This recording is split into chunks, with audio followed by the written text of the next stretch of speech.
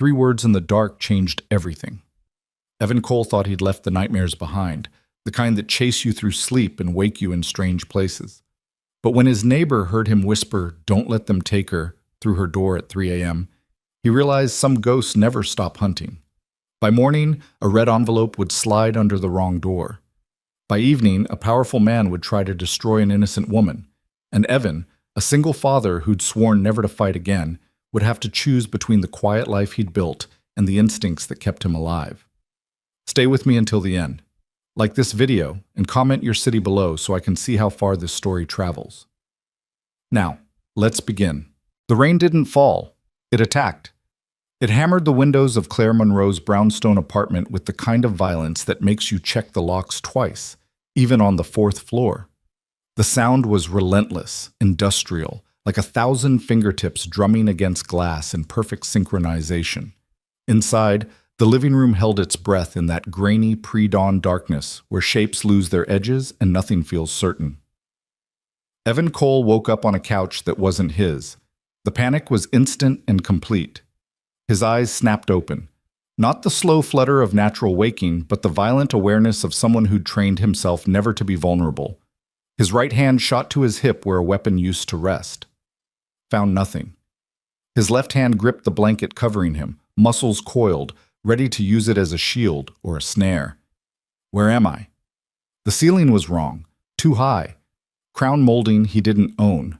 A faint scent of jasmine and oil paint hung in the air, feminine, artistic, completely foreign to the sparse efficiency of his own apartment. His heart was already running a marathon. Not the elevated pulse of normal waking, but the jackhammer rhythm of immediate threat response. 80 beats per minute to 140 in 3 seconds flat. His training called it combat arousal. His therapist called it hypervigilance. Evan called it Tuesday. He sat up in one smooth, silent motion, bare feet finding the hardwood floor without a sound. The blanket fell away. He was still in yesterday's clothes, gray Henley, dark jeans, socks. Not his choice. Someone had covered him. Someone had let him stay. The room came into focus piece by piece, the way he'd been trained to map hostile terrain. Exit points first. Front door, 12 feet, deadbolted from inside. Windows, 16 feet, 4th floor. Survivable drop with preparation, fatal without. Hallway to his left, leading deeper into the apartment. Kitchen to his right, knives visible in a wooden block on the counter. Potential threats, currently 0.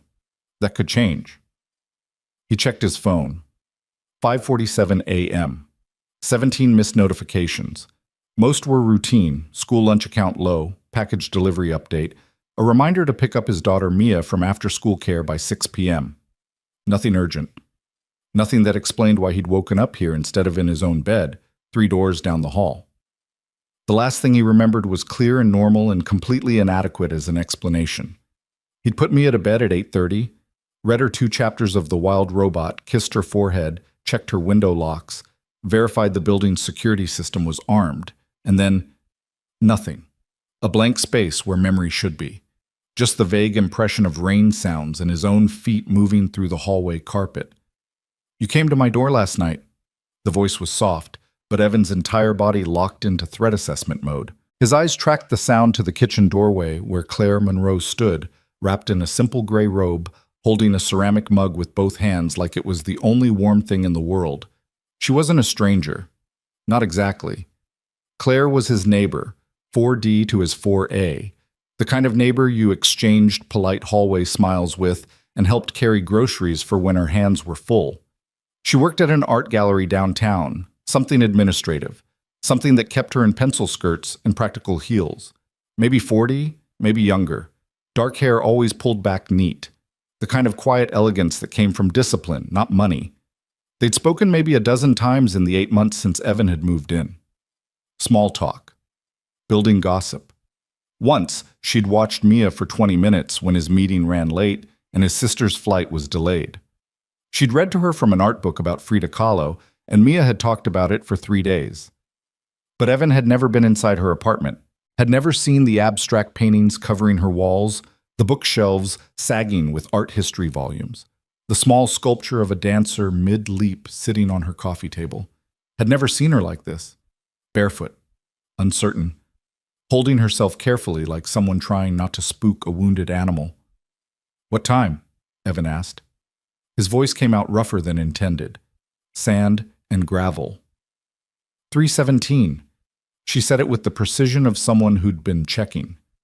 "You knocked, very quietly, like you weren't sure you wanted me to hear." Evan's jaw tightened. He had no memory of it. None. Just a gap where consciousness should have been, and the sick feeling in his gut that meant he'd lost time. It had been happening more lately. Not often, maybe once every 2 weeks, but enough to notice, enough to worry. He'd wake up standing in Mia's doorway watching her sleep, or find himself in the building's stairwell 3 floors down, with no clear recollection of how he'd gotten there. His therapist called them dissociative episodes. Remnants of operational stress. The kind of thing that happened when you'd spent too many years in places where sleep could get you killed. "Did I—" Evan stopped, recalibrated. "What did I say?" Claire took a careful step into the room. Not toward him, parallel, maintaining distance. Reading his body language the way you'd read a dog you weren't sure was friendly. "At first, nothing clear. You were—" She paused, choosing words, mumbling, agitated. "I almost didn't open the door, but you sounded distressed. When I did, you looked right through me, asked if the perimeter was secure." Evan closed his eyes. "Damn it. I told you that you were safe, that you should come inside and sit down. You did, like you were following orders." Her voice stayed gentle, but there was something underneath it, not fear exactly, concern. "You sat right where you are now. I brought you water, you drank it, then you laid down and just stopped, like someone had switched you off." "I'm sorry." The words felt inadequate, tinny. "I should go." "Wait." Claire didn't move closer, but her voice had an edge now. Authority. "There's something else." Evan opened his eyes. She was watching him with the kind of focused attention he usually only saw in interrogation rooms or across poker tables, measuring, deciding how much to risk. "You were talking in your sleep," she said quietly, "for almost an hour. I stayed up because I wasn't sure if I should wake you or call someone or—" She trailed off, then finished it. "You kept saying the same thing, over and over." The rain seemed to get louder, or maybe that was just his pulse in his ears. "What did I say?" Claire Monroe, this woman he barely knew, this neighbor who'd shown him more kindness in one night than he probably deserved, looked at him with something that might have been pity or might have been recognition. "Don't let them take her." She said it exactly as he must have said it, desperate, final. "Don't let them take her, please. Not her, not her." The floor seemed to tilt. Evan stood slowly, mechanically, like his body was operating on autopilot while his brain tried to process the implications. Her. Not them. Not it. Her. Specific. Personal. The kind of thing you said when you were reliving the worst moment of your life on a loop. "My daughter's safe," he said, more to himself than to Claire. "I checked. Twice before bed. She's at—" "I know," Claire said gently. "You told me. At 3 a.m. You told me her name is Mia. She's 7 years old. She's at PS 234, and she has art class on Thursdays. You made me verify the school's phone number on my laptop before you'd calm down." Evan's throat felt like sandpaper. He'd exposed operational details to a civilian, compromised his daughter's security, shown vulnerability. All the things he'd sworn never to do again after— He pushed the memory away before it could form. Some doors stayed locked. "I need to go." He moved toward the hallway where he vaguely remembered leaving his shoes. "Thank you for whatever this was. I'll make sure it doesn't happen again." "Evan." He stopped. She'd never used his first name before. It sounded strange, intimate. "You're not just talking about this, are you?" Claire's voice was quiet, but it cut through his retreat like a blade. "The not happening again part. You're talking about all of it, talking to neighbors, accepting help, letting anyone see that you're human." He didn't turn around. "I have a daughter to protect." "From what?" "Everything." The word hung there, too honest, too raw. Evan grabbed his shoes, work boots, scuffed leather, steel-toed, and started pulling them on. His hands were steady. They were always steady. That was the problem with muscle memory. Your body could go through the motions even when your mind was screaming. "I live alone," Claire said suddenly. "In case you were wondering why there's no one else here. Divorced. 3 years. No kids. Just me and about 400 unfinished paintings I keep promising myself I'll complete." Evan finished tying his boots. Stood. Faced her.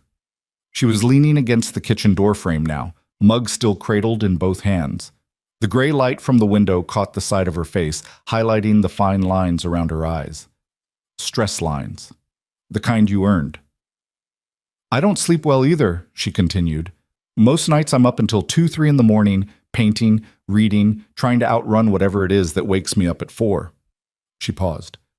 "So when you knocked last night, I was already awake, already wondering if anyone else in this building knows what it's like to be absolutely terrified of silence."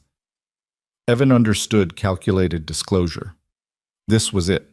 She was showing him a vulnerability to match his own, creating equilibrium. It was a smart move. Kind, even. It also made him want to run faster. "I appreciate what you did," he said carefully. "The water, the blanket. Not calling the authorities when a man showed up at your door in the middle of the night acting like a psychiatric case. That was decent of you. But you're still leaving. I have to pick up Mia by 6. It's 5:53. Traffic."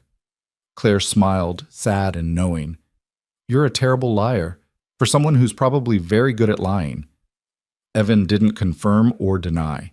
He moved toward the front door, every instinct screaming at him to extract, to put walls back up, to return to the controlled environment where he understood all the variables. His hand was on the deadbolt when Claire spoke again. "Do you want to know what I think you're really running from?" He should have opened the door, should have thanked her again and left and never mentioned this again. Should have added her to the long list of people he kept at arm's length for their own protection. Instead, he heard himself say, "What?" "The possibility that you might not have to do it alone." The words hit harder than they should have. Evan turned the deadbolt, heard it click open. Freedom. Escape. Safety. "I do, though," he said quietly. "Have to do it alone. It's safer that way." "For who?" He didn't answer. Couldn't. Because if he was honest, truly honest, he wasn't sure anymore. Evan opened the door and stepped into the hallway. The building's carpet muffled his footsteps as he moved toward 4A. Behind him, he heard Claire's door close with a soft click. Not slammed, not angry, just closed. His apartment was exactly as he'd left it. Door locked. Security system armed. No signs of intrusion. He disabled the alarm, code changed every week, never written down, and moved through the space like a ghost, checking corners, windows, the closet where he kept his go bag and the things he hoped Mia would never need to understand. Everything was secure. Everything was fine. So why did his chest feel tight? Evan made coffee. Strong, black, industrial. While it brewed, he opened his laptop and pulled up the building's security footage. A system he'd quietly upgraded 3 months ago, adding cameras the landlord didn't know existed. He scrolled back to 3:17 a.m. There he was. Walking down the hallway in a straight line, shoulders back, posture military perfect despite being completely asleep. He watched himself knock on 4D 3 times. Precise. Controlled. Then Claire's door opening, her face registering shock, then concern. Her mouth moving, words he couldn't hear but could guess. "Are you okay?" His past self said something, swayed slightly. She took his arm, gentle, steadying, and led him inside. The door closed. Evan watched the timestamp, counted. 3 hours and 42 minutes until he walked out again. He rewound, watched it again, looking for what? Proof that he wasn't losing control? Evidence that the walls he'd built were holding? The coffee maker beeped. Evan poured a cup, burned his tongue on the first sip, and welcomed the pain.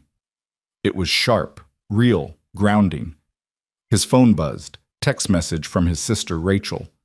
"Mia's asking if you can bring her art supplies to school. Said she needs them for a special project. Can you drop them off before first period?"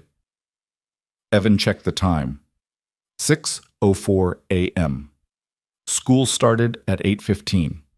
Mia's art supplies, an ever-expanding collection of markers, colored pencils, and sketch pads, lived in a plastic bin under her bed. Easy. He typed back, "On it. Thanks for keeping her last night." Rachel's reply was immediate.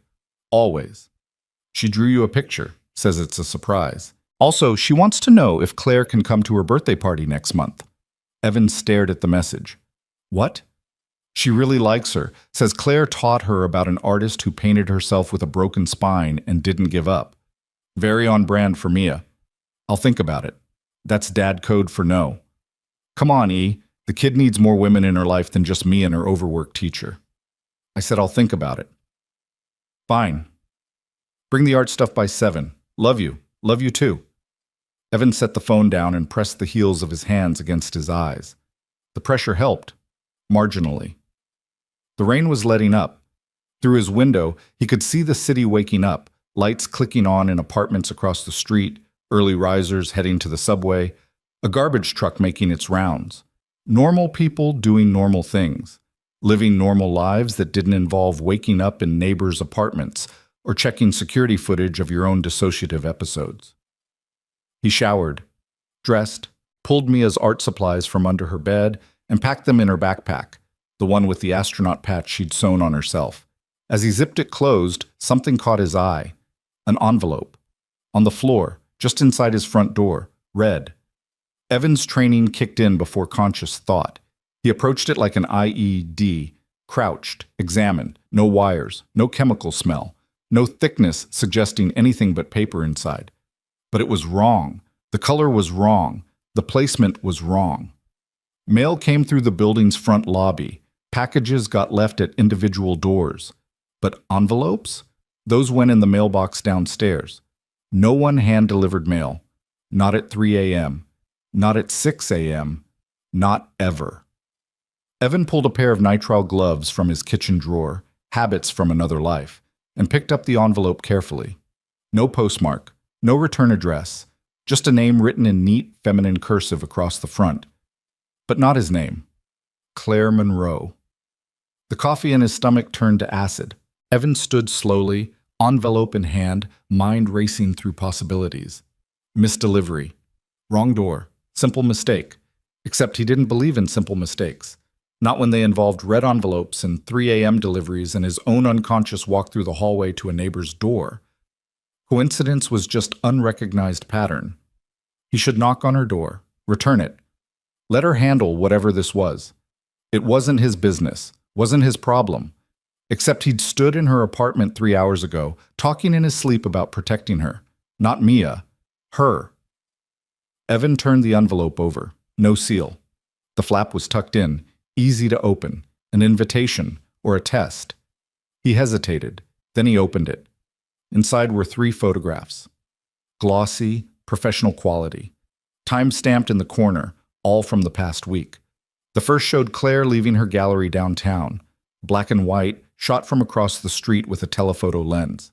She was mid-stride, briefcase in hand, completely unaware. The second showed her at a coffee shop 2 blocks from the building. Color this time. She was sitting by the window reading something on her phone, a latte going cold in front of her. The third made Evan's jaw clench. Claire entering the building, their building. But the angle was wrong, too low, too close. This wasn't shot from the street. This was shot from inside the lobby. From behind the security desk. Someone with access had taken this.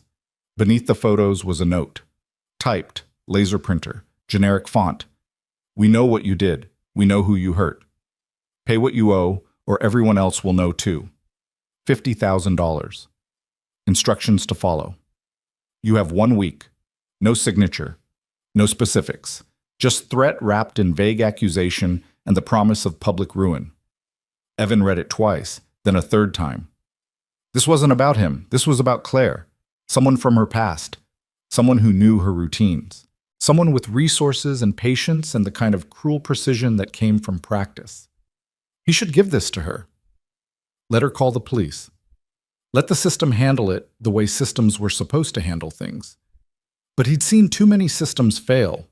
Too many people who trusted the process and ended up destroyed by it. And something about this felt wrong in a way that went beyond standard extortion. The photos were too good. The timing too perfect. The amount, 50,000, high enough to hurt, but low enough to be possible. This wasn't random. This was personal. And Claire, alone in 4D with her 400 unfinished paintings and her admission that she didn't sleep well, had no idea it was coming. Evan looked at the envelope again, at her name written in that careful cursive, at the red color that in some cultures meant luck and in others meant danger. He thought about Mia's question, "Can Claire come to my birthday party?" He thought about 3 a.m. and gentle hands guiding him to a couch and a blanket tucked around someone who showed up broken at your door. He thought about the words she'd said that had landed like bullets. You might not have to do it alone. Then Evan Cole, who had spent the last 3 years building walls and maintaining distance and protecting his daughter from a world that took everything if you let it, made a decision that would unravel every careful defense he'd constructed. He put the envelope in his pocket and knocked on 4DM. The door opened on the second knock. Claire had changed, yoga pants, oversized sweater, hair still damp from a shower. She looked surprised to see him. Not scared, just surprised. "Hey," she said. "Forget something?" "No." Evan's voice was level, controlled. "We need to talk." Her expression shifted, reading him. "Okay, come in." He followed her inside. The apartment looked different in morning light, less mysterious, more lived in. There was a half-eaten piece of toast on the kitchen counter, NPR playing softly from a speaker somewhere, the smell of paint thinner mixed with coffee. Normal, domestic, safe, all lies. "I found this." Evan pulled the envelope from his pocket. "Under my door. It has your name on it." Claire took it, frowning. "That's weird. I didn't send you any—" She saw the photos. Evan watched her face go through the phases. Confusion, recognition, fear. Then something harder. Anger. "Where did you get this?" Her voice was sharp now, different. "Like I said, under my door, about 20 minutes ago." "And you opened it?" "I did." "Mail that wasn't addressed to you." "Claire," Evan kept his tone even, "look at the photos." She did. Really looked this time. He saw the moment she understood. The telephoto lens, the surveillance angles, the calculated intimacy of being watched without knowing. Her hands started to shake. "I need you to tell me the truth," Evan said quietly. "Do you know who sent this?" Claire set the envelope on her kitchen counter like it was poisonous, stepped back, wrapped her arms around herself. "Maybe. That's not good enough." "I don't—" She stopped, started again. "There was someone, a few years ago, before the divorce, a donor to the gallery where I work, very powerful, very connected, very—" She searched for the word. "Entitled." Evan waited. "He wanted access, personal access. I said no. He didn't take it well. There were complications. Lawyers, settlements, non-disclosure agreements." Her voice was getting quieter, flatter, the tone of someone reciting trauma. "It ended, or I thought it ended, but sometimes I'd feel like I was being watched, followed, never anything concrete, just a feeling. And now? Now this." She gestured at the photos, proof that I wasn't paranoid. Evan picked up the envelope. "Read the note again." "We know what you did." "What does this mean? What do they think you did?" Claire laughed. No humor in it. "That's the beautiful part. Nothing. I did absolutely nothing wrong, but he's wealthy enough and connected enough that he can make people believe anything, create any narrative, destroy any reputation." She met Evan's eyes. $50,000. That's what my silence is worth. Or maybe that's what it costs to make me disappear. The rain had stopped completely now. Outside, the city continued its morning rhythm. Inside 4D, two people stood in a kitchen and stared at evidence that someone's past had followed them home. "Have you talked to anyone about this?" Evan asked. "Police, lawyers, your ex-husband?" "My ex-husband is why I need to work at that gallery in the first place. The divorce took everything. And the police?" Claire shook her head. "What am I supposed to tell them? That I have a feeling? That a rich donor who I signed an NDA about might be harassing me? They'll tell me to call if something concrete happens. Well, congratulations. Something concrete just happened.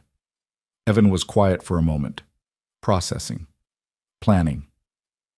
This person, he said finally. The donor. What's his name? Why? Because I need to know who I'm dealing with. Claire stared at him. You're dealing with? Evan, this isn't your problem. You took care of me last night. Let me return the favor. That's not the same thing. Isn't it? She opened her mouth, closed it. He could see her weighing options, calculating risks. Finally, she said, Marcus Wren, he owns half the commercial real estate in Manhattan and sits on the board of about 15 cultural institutions, including mine. Evan committed the name to memory. And the gallery you work at? The Ashford in Chelsea. Who else knows about your history with Wren? My lawyer, my ex, the gallery's former director who retired last year. Claire's voice was bitter. And apparently whoever Wren hired to follow me around taking pictures. Evan pulled out his phone, so started typing notes, names, places, timeline. What are you doing? Claire asked. Building a file. A file. Information architecture, you can't solve a problem until you understand its structure. He looked up at her. When did the harassment start? The feeling of being watched? Maybe 6 months ago? Around the time the gallery announced our new exhibition schedule. Wren has a piece in the spring show. I had no say in it. The board selected the works, but I had to coordinate the logistics. So, renewed contact after a period of silence. I guess. And the escalation to direct threat happened today. Why now? What changed? Claire thought about it. We're finalizing the exhibition catalog this week.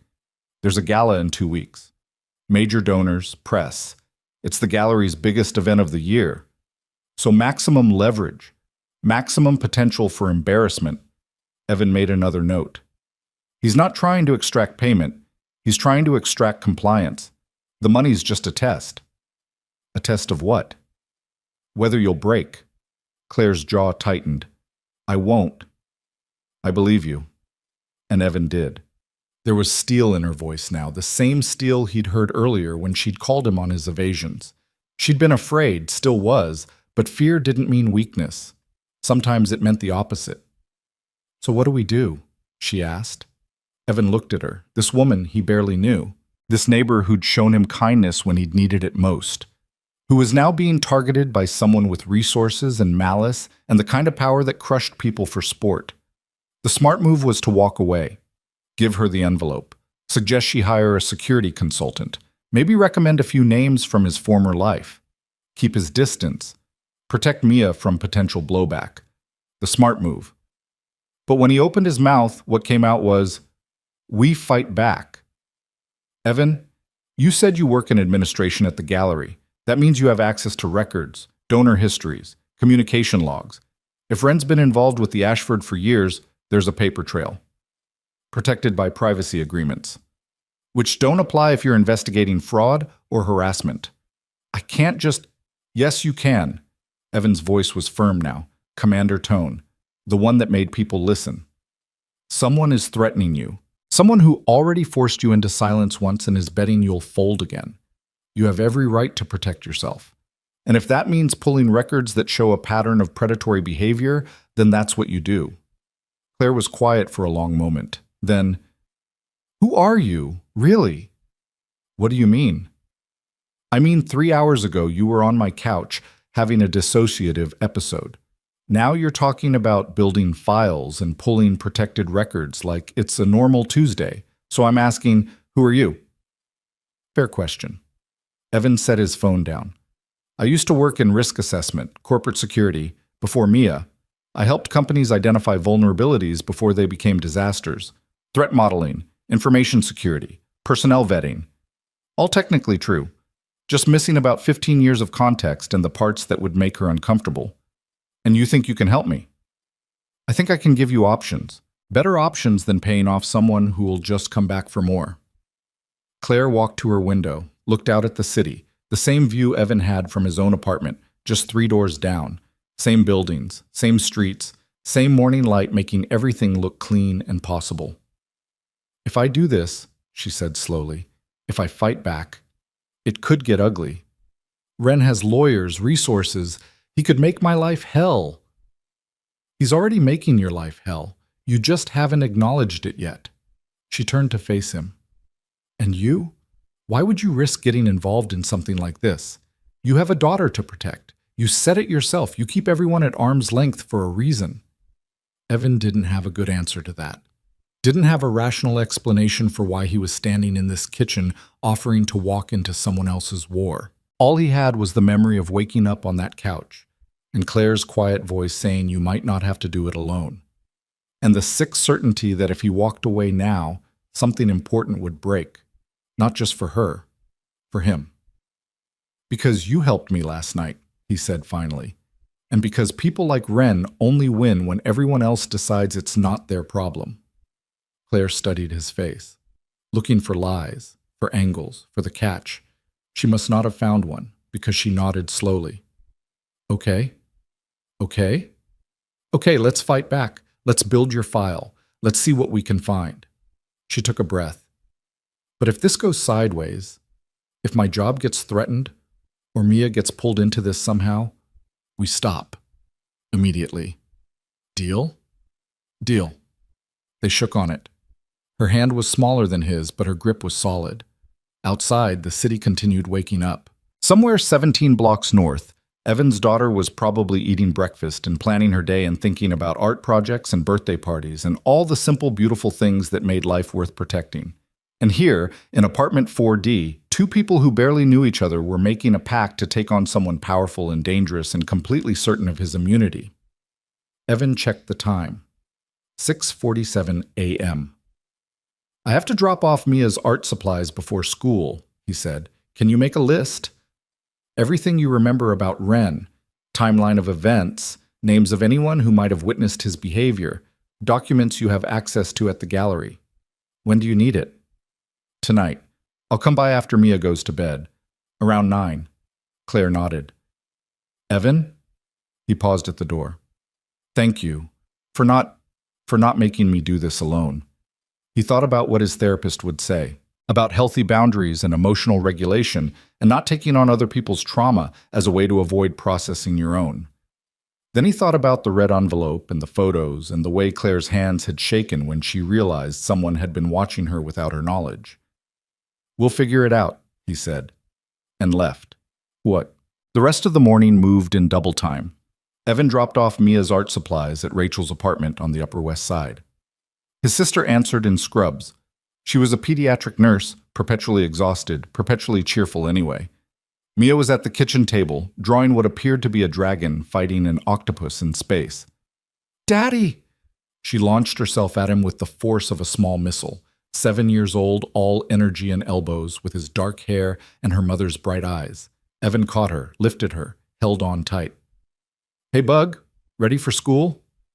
I'm always ready for school. Did you bring my supplies? In the bag. Special delivery. Did you see the picture I made you? Not yet. Rachel said it's a surprise. Mia wriggled down and ran to get her backpack. Evan watched her go, feeling the familiar tightness in his chest, love and terror in equal measure. The constant awareness that everything he had worth protecting was contained in one small, fearless person who thought the world was fundamentally good. Rachel leaned against the doorframe. You look like hell. Thanks. Rough night? You could say that. Mia mentioned Claire again, asked if we could invite her to the birthday party. She's persistent. I noticed. You should say yes. The kid's right. She needs more people in her life. And so do you. Evan didn't answer. Mia came back with a folded piece of construction paper covered in marker drawings. Don't open it yet, she said seriously. Wait until you're sad. Then open it, okay? Okay, Bug. He tucked it in his jacket pocket. Promise. He kissed her goodbye, told Rachel he'd pick Mia up at 6, walked to the subway in the cold morning air with his daughter's picture over his heart and a stranger's threat burning in his pocket. By the time Evan got to his office in Midtown, it was 8:45 a.m. He worked as a freelance security consultant, one-man operation, selective clients, jobs that let him make his own hours and be available for school pickups and bedtime. The office was really just a desk and a shared workspace, but it had good internet and multiple exits and enough ambient noise to think. He spent the morning doing what he did best, research. Marcus Wren's public profile was impressive. 56 years old, Columbia Business School. Built a real estate empire in the 90s. Sat on boards for MoMA, the New York Public Library, the Ashford Gallery, and half a dozen other cultural institutions. Married once, divorced, no children, philanthropist, patron of the arts. Also, 3 sealed settlements in the past 8 years. All employment-related, all involving women, all buried under NDA as thick enough to stop a bullet, pattern recognition. Evan pulled property records, financial disclosures, social media activity. Built a timeline, as mapped connections. By noon, he had a rough sketch of Wren's empire. The shell companies, the proxies, the layers of legal protection that insulated men like him from consequences. By 2 p.m., he had something more interesting. A name. Gregory Chen. Private investigator. Licensed. Expensive. Specialized in reputation management and asset protection. Translation.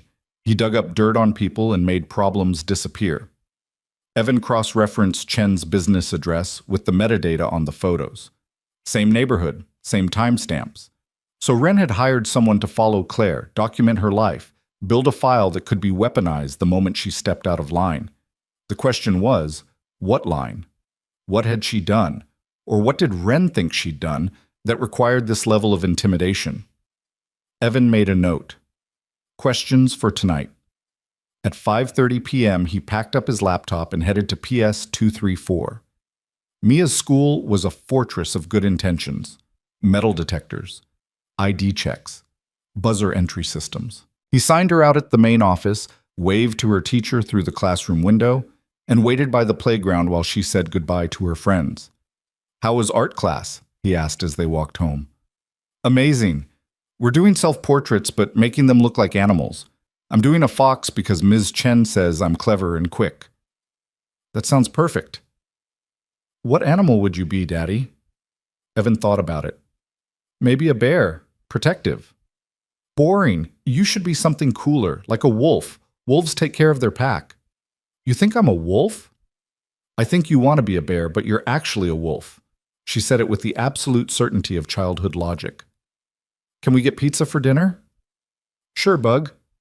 They stopped at their favorite place on Amsterdam, a hole in the wall that made personal pies with fresh mozzarella and basil. Mia got margarita. Evan got pepperoni and tried not to think about red envelopes and surveillance photos and the meeting he had at 9 p.m. Back home, they ate on the couch. Mia told him about the octopus-dragon battle she was drawing. "The octopus has laser tentacles, Daddy. It's very advanced," and asked again if Claire could come to her birthday party. "I'll talk to her," Evan said. "That's what you said last time." "This time I mean it." Mia studied him with those bright, knowing eyes. "Are you friends with Claire?" "We're neighbors." "That's not the same thing." "I know. Aunt Rachel says you need more friends. She says you work too much and worry too much and need to let people help sometimes." "Aunt Rachel talks a lot." "She's a nurse. Talking is her job." Mia took another bite of pizza. "I like Claire. She's smart and she doesn't talk to me like I'm a baby. She told me about Frida Kahlo, who painted even when she was in pain. That's brave." Evan felt something twist in his chest. "It is brave. So can she come to my party? Please?" "I'll ask her. Tonight." "Promise?" "Promise, Bug." Bath time. Story time. The same rituals they'd performed every night for 3 years. Evan checked her window locks twice, kissed her forehead, and stood in her doorway watching her breathe until he was sure she was actually asleep. The construction paper picture she'd made was still in his pocket. He unfolded it carefully.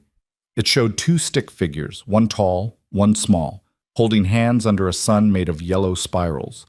Above them, in careful first-grade letters, "You are the best daddy. Love, Maya." And below that, in smaller writing, "P.S. You don't have to be sad all the time." Evan sat down hard on the hallway floor. His daughter. His fearless, brilliant 7-year-old daughter had noticed, had seen through every carefully maintained wall and recognized the weight he carried, and tried to help the only way she knew how, with crayons and construction paper and unconditional love. He folded the picture carefully, put it back in his pocket, stood up. At 8:55 p.m., he knocked on apartment 4D. Claire opened the door immediately. She'd changed again. Jeans, dark sweater, hair pulled back, all business. On her kitchen table was a laptop, a yellow legal pad covered in notes, and a stack of file folders. "I made coffee," she said. "And I have beer if you prefer." "Coffee's good." They sat at the table. Claire slid the legal pad across to him. "Everything I remember, dates, locations, witnesses. Some of it's fuzzy. It was 3 years ago, and I spent most of that time trying to forget, but I wrote down what I could." Evan scanned the notes. Detailed, organized. She'd done this before. Or at least she'd learned how to document abuse when it happened. "The gallery records?" he asked. "Here." She tapped the folders. Donor correspondence. Board meeting minutes. Exhibition contracts. I pulled anything with Ren's name on it from the past 5 years. I have access to the shared drive, so I downloaded everything to a thumb drive. She held up a small USB stick, probably violating about 6 employee handbook clauses, but at this point, I don't care. Evan took the drive. "Have you looked through it?" "Not thoroughly, but I saw enough to know there's a pattern. Ren donates large sums, we're talking 6 figures, right before major personnel decisions, new hires, promotions, terminations. Every time he makes a donation, someone's career changes within a month." Buying influence. Recovering tracks. Claire pulled up a spreadsheet on her laptop. "Look at this. Every woman who's worked directly with Ren on exhibition coordination in the past 8 years has left the gallery within 2 years. Every single one. Different reasons, better opportunities, family obligations, career changes, but the timeline's consistent." Evan studied the data. She was right. Perfect pattern. Too perfect. "You think they were forced out?" "I think they were made to leave. Same way Ren tried to make me leave 3 years ago."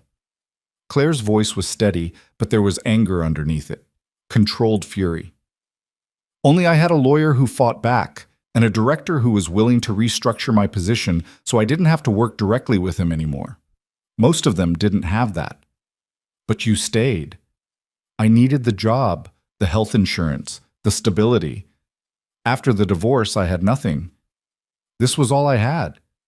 She met his eyes. "So I signed the NDA.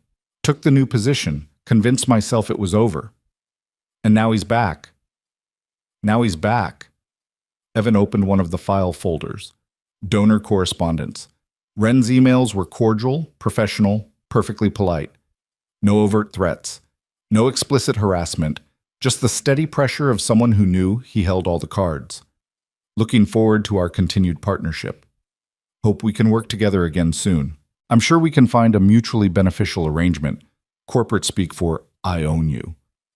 "Did you tell anyone else about this?" Evan asked. "Today, after you got the envelope." "No, who would I tell? My ex won't return my calls. My parents live in Florida and think I should have just taken Ren's money the first time and moved on. My friends from before the divorce..." She trailed off. "They chose him. Or they chose not to choose. Same result." So she was alone, completely alone. Except for the neighbor she'd helped at 3 a.m. who was now sitting at her kitchen table reading through her professional trauma. Evan made a decision. "I need to tell you something," he said, "about who I am. Who I was." Claire closed her laptop. "Okay. The risk assessment work I mentioned, that's true, but it's not the whole story. Before Mia, I worked in intelligence. Government contract work, threat identification, asset protection, personnel extraction." He paused. "Basically, I found people who didn't want to be found and solved problems that weren't supposed to exist." "You were a spy." "Something like that." Claire was quiet for a moment. "And Mia's mother?" "Died. 4 years ago. Line of duty." The lie came easily. He'd told it so many times it felt true.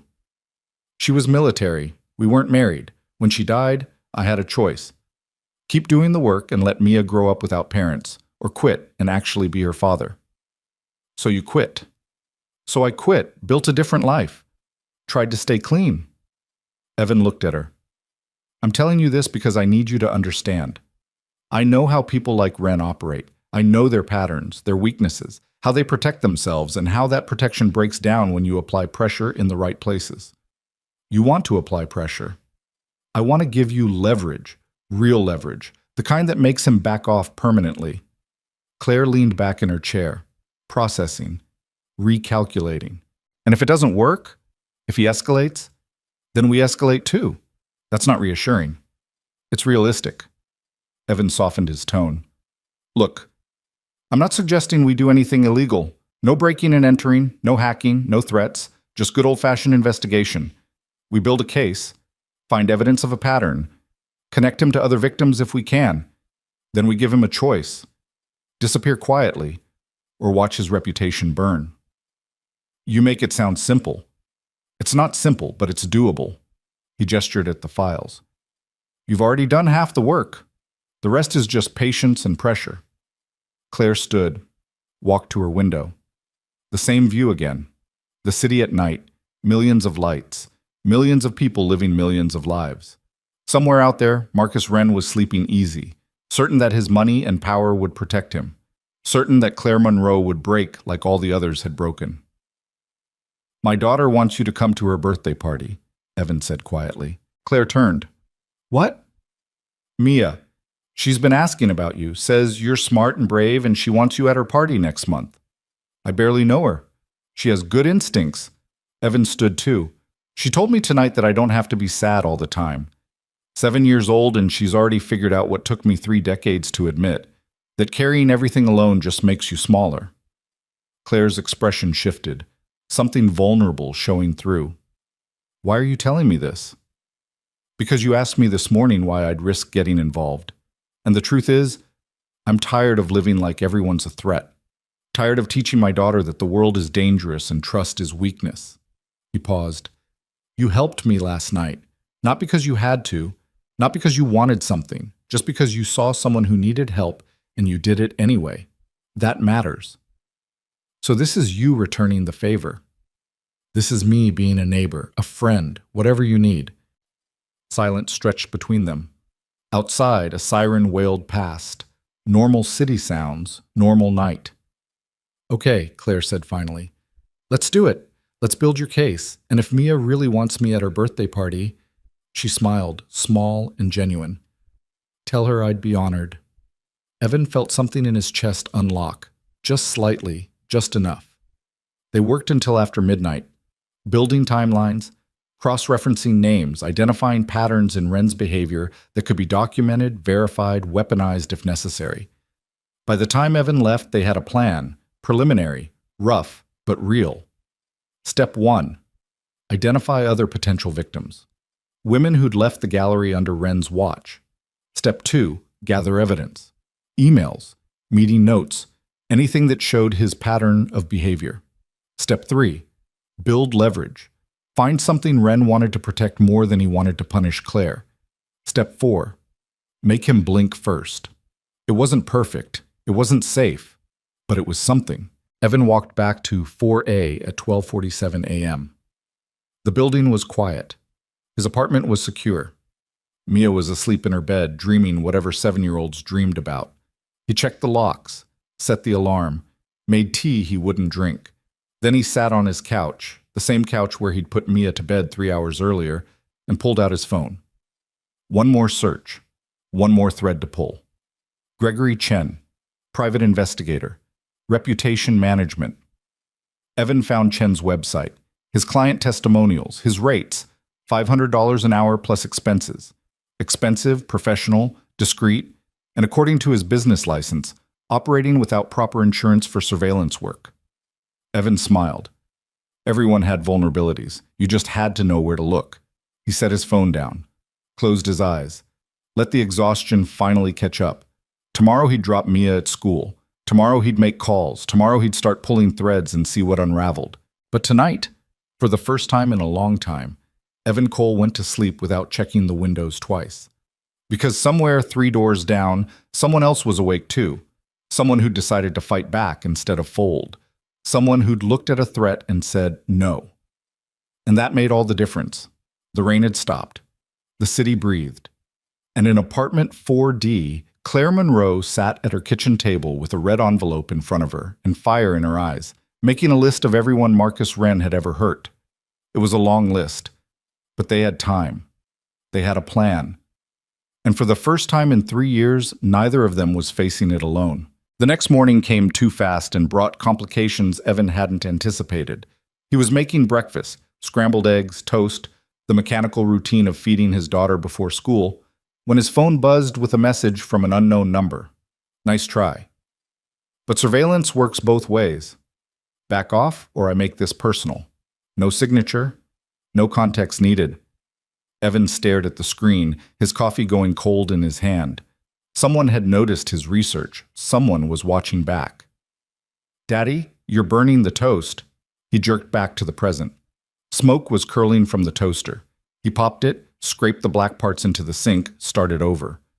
Mia watched him with those two observant eyes. "Are you okay?" she asked. "Fine, Bug. Just distracted." "You look worried." "I'm not worried." "Aunt Rachel says when you say you're not worried, that's when you're the most worried." Evan managed a smile. "Aunt Rachel talks too much." "She's right, though." Mia took a bite of eggs. "Is it about work? Something like that? Is it about Claire?" His hand froze halfway to his mug. "Why would you think that?" "Because you knocked on her door really early yesterday, and you came home late last night, and this morning you have that face you get when you're trying to solve something hard." She said it matter-of-factly, like she was reading a weather report. "So I figured it must be about work or Claire, and since you already told me it's about work, it's probably about Claire too." 7 years old, and she could read him like a surveillance report. "It's complicated, Mia." "Is she in trouble?" Evan considered lying, considered deflecting, decided his daughter deserved better. "Maybe. I'm trying to help her figure it out." Mia nodded seriously. "That's good. People should help each other. That's what you always tell me." "I know. So you're doing the right thing." "I hope so, Bug." She reached across the table and patted his hand, small fingers sticky with breakfast, offering comfort the way he'd offered it to her 1,000 times when she'd had nightmares or bad days or scraped knees. "It'll be okay, Daddy. You're really good at fixing things." The faith in her voice nearly broke him. He got her to school by 8, watched her run inside with her astronaut backpack and unshakable confidence, then sat in his car for 5 minutes trying to decide if he was making the biggest mistake of his life. The text message suggested he was. Someone knew he was digging, someone was watching, and that someone had just threatened to make it personal, which in Evan's experience meant going after the people you loved. He should stop. Should tell Claire it was too dangerous, should go back to his quiet life of freelance consulting and playground pickups and pretending the world was safe. Instead, he called her. She answered on the second ring. "Hey, I was just about to call you." "Something happened?" "You could say that." Her voice was tight. "Can you come to the gallery? Now?" "What's wrong?" "Just come, please." The Ashford Gallery occupied 3 floors of a converted warehouse in Chelsea, all exposed brick and industrial lighting, and the kind of calculated minimalism that screamed expensive taste. Evan had never been inside. He'd passed it a dozen times, noted its security cameras and entry points the way he noted everything, but never had a reason to enter. Now he did. Claire met him in the lobby. She looked different here, professional armor fully deployed, black dress, heels, hair pulled back so tight it looked painful. The vulnerability from last night was gone, replaced by the careful mask of someone who'd learned to hide in plain sight. "Thanks for coming." She glanced around the empty lobby, then lowered her voice. "We need to talk. Somewhere private." She led him through this gallery space, past abstract canvases that probably cost more than his annual salary, past sculptures that made no sense to his tactical brain, past groups of art students sketching in notebooks. They took an elevator to the 3rd floor, walked down a hallway lined with storage rooms, and entered a small office that barely fit a desk and 2 chairs. Claire closed the door, locked it. "This morning I got into work at 7:30, she said without preamble. My office had been searched. Evan's attention sharpened. You're sure? I'm sure. Nothing major. Files were still in the cabinets, computer was still locked, but things were moved. My desk drawer was opened. Someone went through my workspace. Did you report it?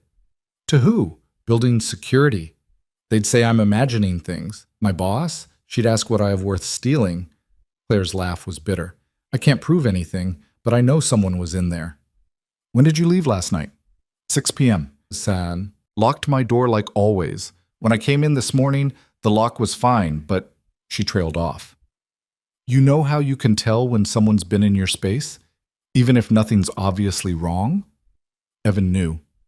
He'd spent years cultivating that awareness, the slightly different angle of a chair, the faint scent of unfamiliar cologne, the sense memory of where you'd left things that didn't quite match reality. What were they looking for? The files I showed you, the donor records. Claire's voice dropped. I kept copies on my work computer, encrypted, password protected. But this morning I checked the access logs. Someone tried to open them, multiple times. Wrong password every time. What time? Between midnight and 2 a.m. Hours after they'd finished working, hours after someone had sent Evan that threatening text. This wasn't coincidence. This was coordination. Did they get in? Evan asked. No, the encryption held, but they know I have something now. They know I'm looking. Claire wrapped her arms around herself. I should stop. I should delete everything and pretend this never happened. Is that what you want to do? She met his eyes. No, but I'm scared, Evan. Really scared. This isn't just about Ren anymore. This is about whoever he hired, whoever broke into my office, whoever's watching us right now. The paranoia wasn't irrational. It was survival instinct finally catching up to reality. Evan pulled out his phone, opened the text he'd received that morning, showed it to her. Claire read it twice. Her face went pale. They sent this to you? This morning, 6 a.m. That's before I even got to work, before I knew about the break-in. Her voice was shaking now. They're watching both of us. They know we're working together, which means we're onto something they want to protect. Or we're about to get crushed for asking questions. Maybe both. Claire sat down hard in her desk chair. For a moment, she looked young and lost and completely overwhelmed. Then something shifted. Her spine straightened, her jaw set. I'm not backing down, she said quietly. I already did that once. 3 years ago when Ren first came after me, I signed his NDA and took the settlement and convinced myself it was the smart move, and it ate me alive. Every day I come to work wondering if today's the day he decides I'm not useful anymore. Every night I go home wondering if I'll wake up to another envelope or another threat or another... She stopped, started again. I'm done being afraid. I'm done letting him win. Evan had seen this transformation before. The moment when fear turned to fury. When survival instinct became offensive strategy. It was dangerous. It was also necessary. Okay, he said. Then we need to move faster. They know we're looking, which means they'll be cleaning up evidence, covering tracks. We need to get ahead of them. How? The women who left the gallery, the ones you identified in the pattern. We need to talk to them. Find out if they'll confirm what happened. Build a case that's bigger than just your word against Ren's. Claire pulled up her spreadsheet on the computer. 7 names, 7 women who'd worked with Ren and left within 2 years. I have contact information for 3 of them. The others, she shook her head. I don't know where they are now. 3 is enough to start. Evan made a note. Can you reach out? Set up meetings? What do I say? Hi, remember that powerful man who probably made your life hell? Want to help me take him down? Something like that, but gentler. Claire managed a weak smile. I'll try, but Evan, what if they say no? What if they're too scared to talk? Or what if they did take his money and disappear and don't want to dredge it all up again? Then we respect that, but we have to try. She nodded slowly. Okay, I'll send emails today. See who responds. Good. Meanwhile, I need to look into Gregory Chen, the investigator Ren hired. If we can prove he's the one conducting illegal surveillance, we have leverage. How are you going to prove that? By being better at surveillance than he is. Claire laughed despite herself. You're serious? Completely. Evan stood. Chen has an office in Midtown. I'm going to pay him a visit. See what I can learn. Is that safe? Safer than sitting around waiting for them to make the next move. He paused at the door. Keep your phone on. If anything else happens, anything at all, you call me immediately. Understood? Understood. And Claire? Don't go anywhere alone. Not until we know what we're dealing with. Her smile faded. You think it's that serious? I think people who break into offices at midnight are capable of worse. Better to be paranoid and alive than trusting and sorry. He left her there, surrounded by art and elegance and the kind of cultivated beauty that existed to make people forget the ugliness underneath. The gallery felt like a mausoleum, beautiful, hollow, full of expensive things that meant nothing when someone powerful decided you were disposable. Evan took the stairs instead of the elevator. Old habit. Always know your exit routes. On the street, he paused, scanned the area, looking for the watchers. There, across the street, black sedan, tinted windows, engine running, and there, half a block north, man in a gray jacket, phone out, camera pointed at the gallery entrance. They weren't even trying to hide anymore. Evan pulled out his phone, snapped a photo of the sedan, zoomed in on the license plate, then walked directly toward the man in the gray jacket. The man saw him coming, hesitated, then tried to blend into the crowd moving toward the subway entrance. Evan followed. Through the turnstile, down the stairs, onto the platform where a dozen people waited for the downtown train. The man in gray positioned himself behind a pillar. Evan positioned himself directly in his line of sight. When the train arrived, Evan got on. So did Gray Jacket. They rode in silence, two strangers in a crowded car pretending not to notice each other. At 14th Street, Evan got off. Gray Jacket stayed on, but at the last second, just as the doors were closing, a different man got off. Younger, baseball cap, Navy windbreaker, tag team surveillance, professional setup. Evan smiled. This was going to be interesting. He led Windbreaker on a tour of Lower Manhattan, through Union Square, past the farmer's market, into the Strand bookstore where he browsed for 20 minutes, bought nothing, and exited through a different door. Windbreaker stayed close, trying to look casual, failing. At a coffee shop on Broadway, Evan sat by the window and ordered an espresso he didn't want. Windbreaker took a table in the back, pulled out a newspaper, classic. Evan took out his phone and made it obvious he was taking photos. The shop. The street. Windbreaker's reflection in the window. The guy's posture changed. Tension. Awareness that the game had shifted. Good. Evan finished his coffee, left a generous tip, walked outside and directly to Windbreaker's table. You're not very good at this, he said pleasantly. Windbreaker looked up. Young, maybe 30, fit, the kind of clean-cut anonymous you got from military service or law enforcement. His hand moved toward his jacket. I wouldn't, Evan said quietly. We're in public, there are cameras, and I already have photos of you, your partner in the gray jacket, and the sedan with license plate JKL4782. So let's skip the posturing and talk like professionals. The hand stopped moving. Who hired you? Evan asked. I don't know what you're talking about. Gregory Chen, private investigator, Midtown office. You work for him. He works for Marcus Wren. And you've been following me and Claire Monroe for at least 24 hours. Evan pulled out a chair, sat down uninvited. Here's what's going to happen. You're going to tell Chen that his operation is compromised, that I have documentation of illegal surveillance, and that if he doesn't back off immediately, I'm going to the licensing board, the police, and every journalist who's ever written about corporate intimidation. Windbreaker's jaw tightened. You're bluffing. Am I? Evan slid his phone across the table, showed him the photos, the license plate, the time-stamped images. You want to test that theory? Silence. I thought not. Evan stood. Tell Chen I'll be at his office tomorrow at 10 a.m. He can either talk to me voluntarily or explain to the authorities why he's conducting illegal surveillance on private citizens. His choice. He walked out before Windbreaker could respond. 2 blocks away, Evan ducked into a pharmacy, bought nothing, and exited through the back. Changed direction 3 times. Took 2 different subway lines. Made sure he was alone before heading home. The apartment was secure, no signs of entry. No mysterious envelopes. But his phone buzzed as soon as he locked the door. Unknown number. Different from this morning. You just made a very stupid mistake. Evan stared at the message, then typed back. Your guy in the windbreaker needs better training, amateur hour.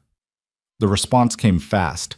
This isn't a game. Then stop playing. You want to talk? We talk. Tomorrow. 10 a.m., Chen's office. No response. Evan made lunch he didn't eat. Did 50 push-ups. Ran through the apartment's security protocols twice. Checked Mia's school online. Everything normal, no alerts. She was in music class learning about rhythm and tempo. At 2 p.m., Claire called. I heard back from one of them, she said, voice shaking. Sarah Chen. She worked at the gallery 4 years ago. Left suddenly. No explanation. Will she talk to you? She'll talk to both of us. Tonight. 7 p.m. Coffee shop in Brooklyn. Claire paused. Evan, she sounded terrified.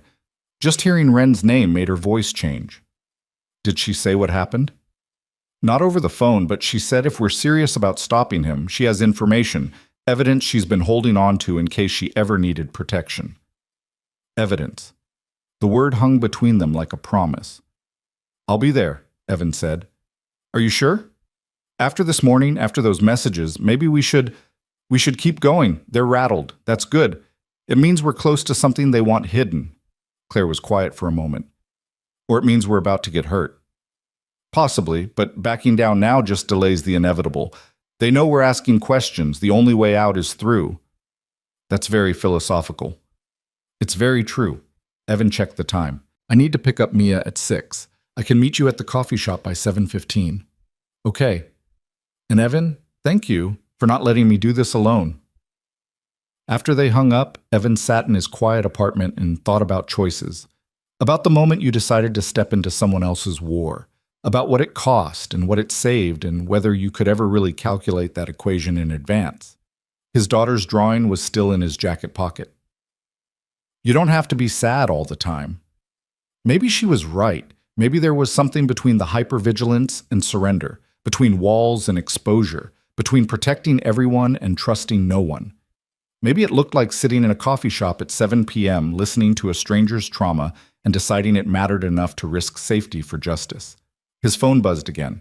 This time it was Rachel. Picking Mia up today? She has a play date with Emma until 5:30. Evan had forgotten. The play date he'd approved last week, written on the calendar, completely erased from his memory by red envelopes and surveillance teams. I'll be there at 5:30, he typed back. Everything okay? You sound stressed. Fine. Just work stuff. Liar. But okay. See you at pickup. Evan used the afternoon productively.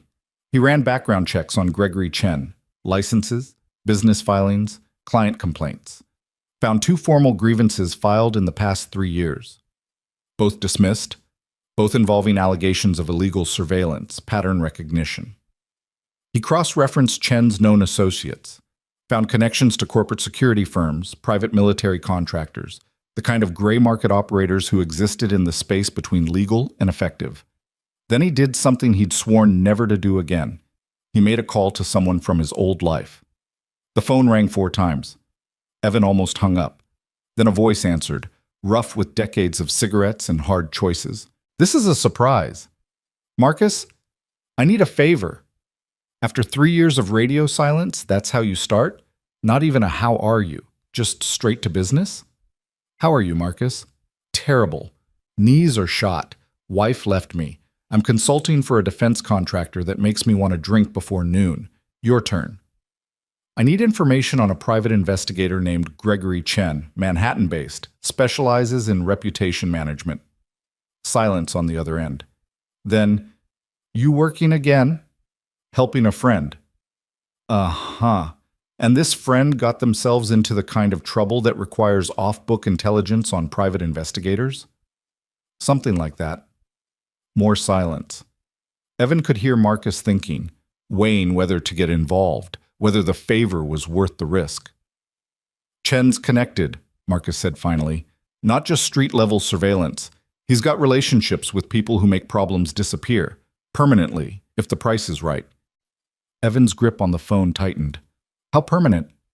Use your imagination. But here's the thing, Chen's careful, never gets his own hands dirty, always uses contractors, always has deniability. You go after him directly, you'll hit a wall of lawyers and shell companies, and suddenly nothing sticks. What's his weakness? Same as everyone's. Money. He's leveraged to hell.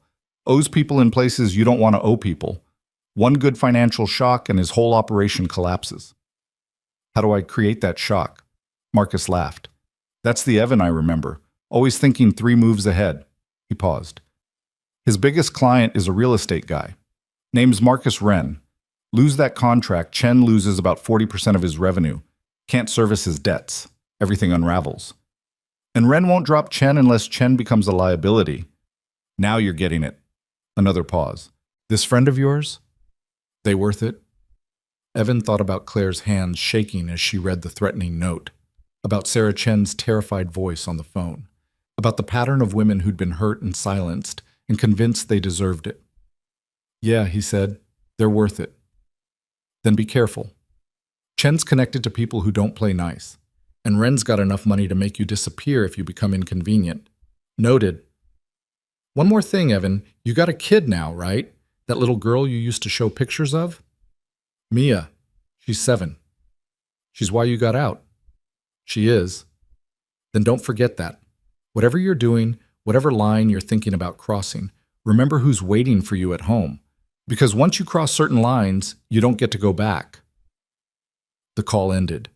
Evan sat with the phone in his hand, Marcus's warning echoing in his head. He'd spent 3 years building a life that kept Mia safe. Boring job, quiet apartment, no complications, no risk. And now he was deliberately walking into the exact situation he'd spent years avoiding for a woman he barely knew, except that wasn't quite true anymore, was it? In 2 days, Claire had gone from polite neighbor to something else, someone who'd seen him at his worst and helped anyway, someone who needed help and trusted him enough to ask, someone who reminded him what it felt like to care about more than just survival. At 5:30, Evan picked up Mia from Emma's apartment. She was covered in paint and glitter, chattering about the masterpiece they'd created. It's abstract expressionism, Daddy, like Jackson Pollock, but with more purple. Sounds amazing, Bug. On the drive home, she asked about Claire again. Did you talk to her? About my party? I did. She said she'd be honored to come. Mia's face lit up. Really? You're not just saying that? Really? That's so great. I'm going to make her a special invitation, with glitter. I'm sure she'll love that. Daddy? Yeah, Bug? Are you helping Claire with something important? Evan glanced at her in the rearview mirror. Why do you ask? Because you have your serious face, the one you get when you're trying to protect someone. His daughter, reading him like always. I'm trying to help her solve a problem, he said carefully. Is it a bad problem? It's a complicated problem. But you're going to fix it. I'm going to try. Mia nodded, satisfied. Good. Claire's nice. Nice people shouldn't have bad problems. If only the world worked that way. At home, Evan made dinner, pasta with butter and parmesan, Mia's favorite. They ate together, and she told him about music class and the play date and how Emma's mom was teaching them about women artists who'd changed history. Like Frida Kahlo, Mia said, the one Claire told me about.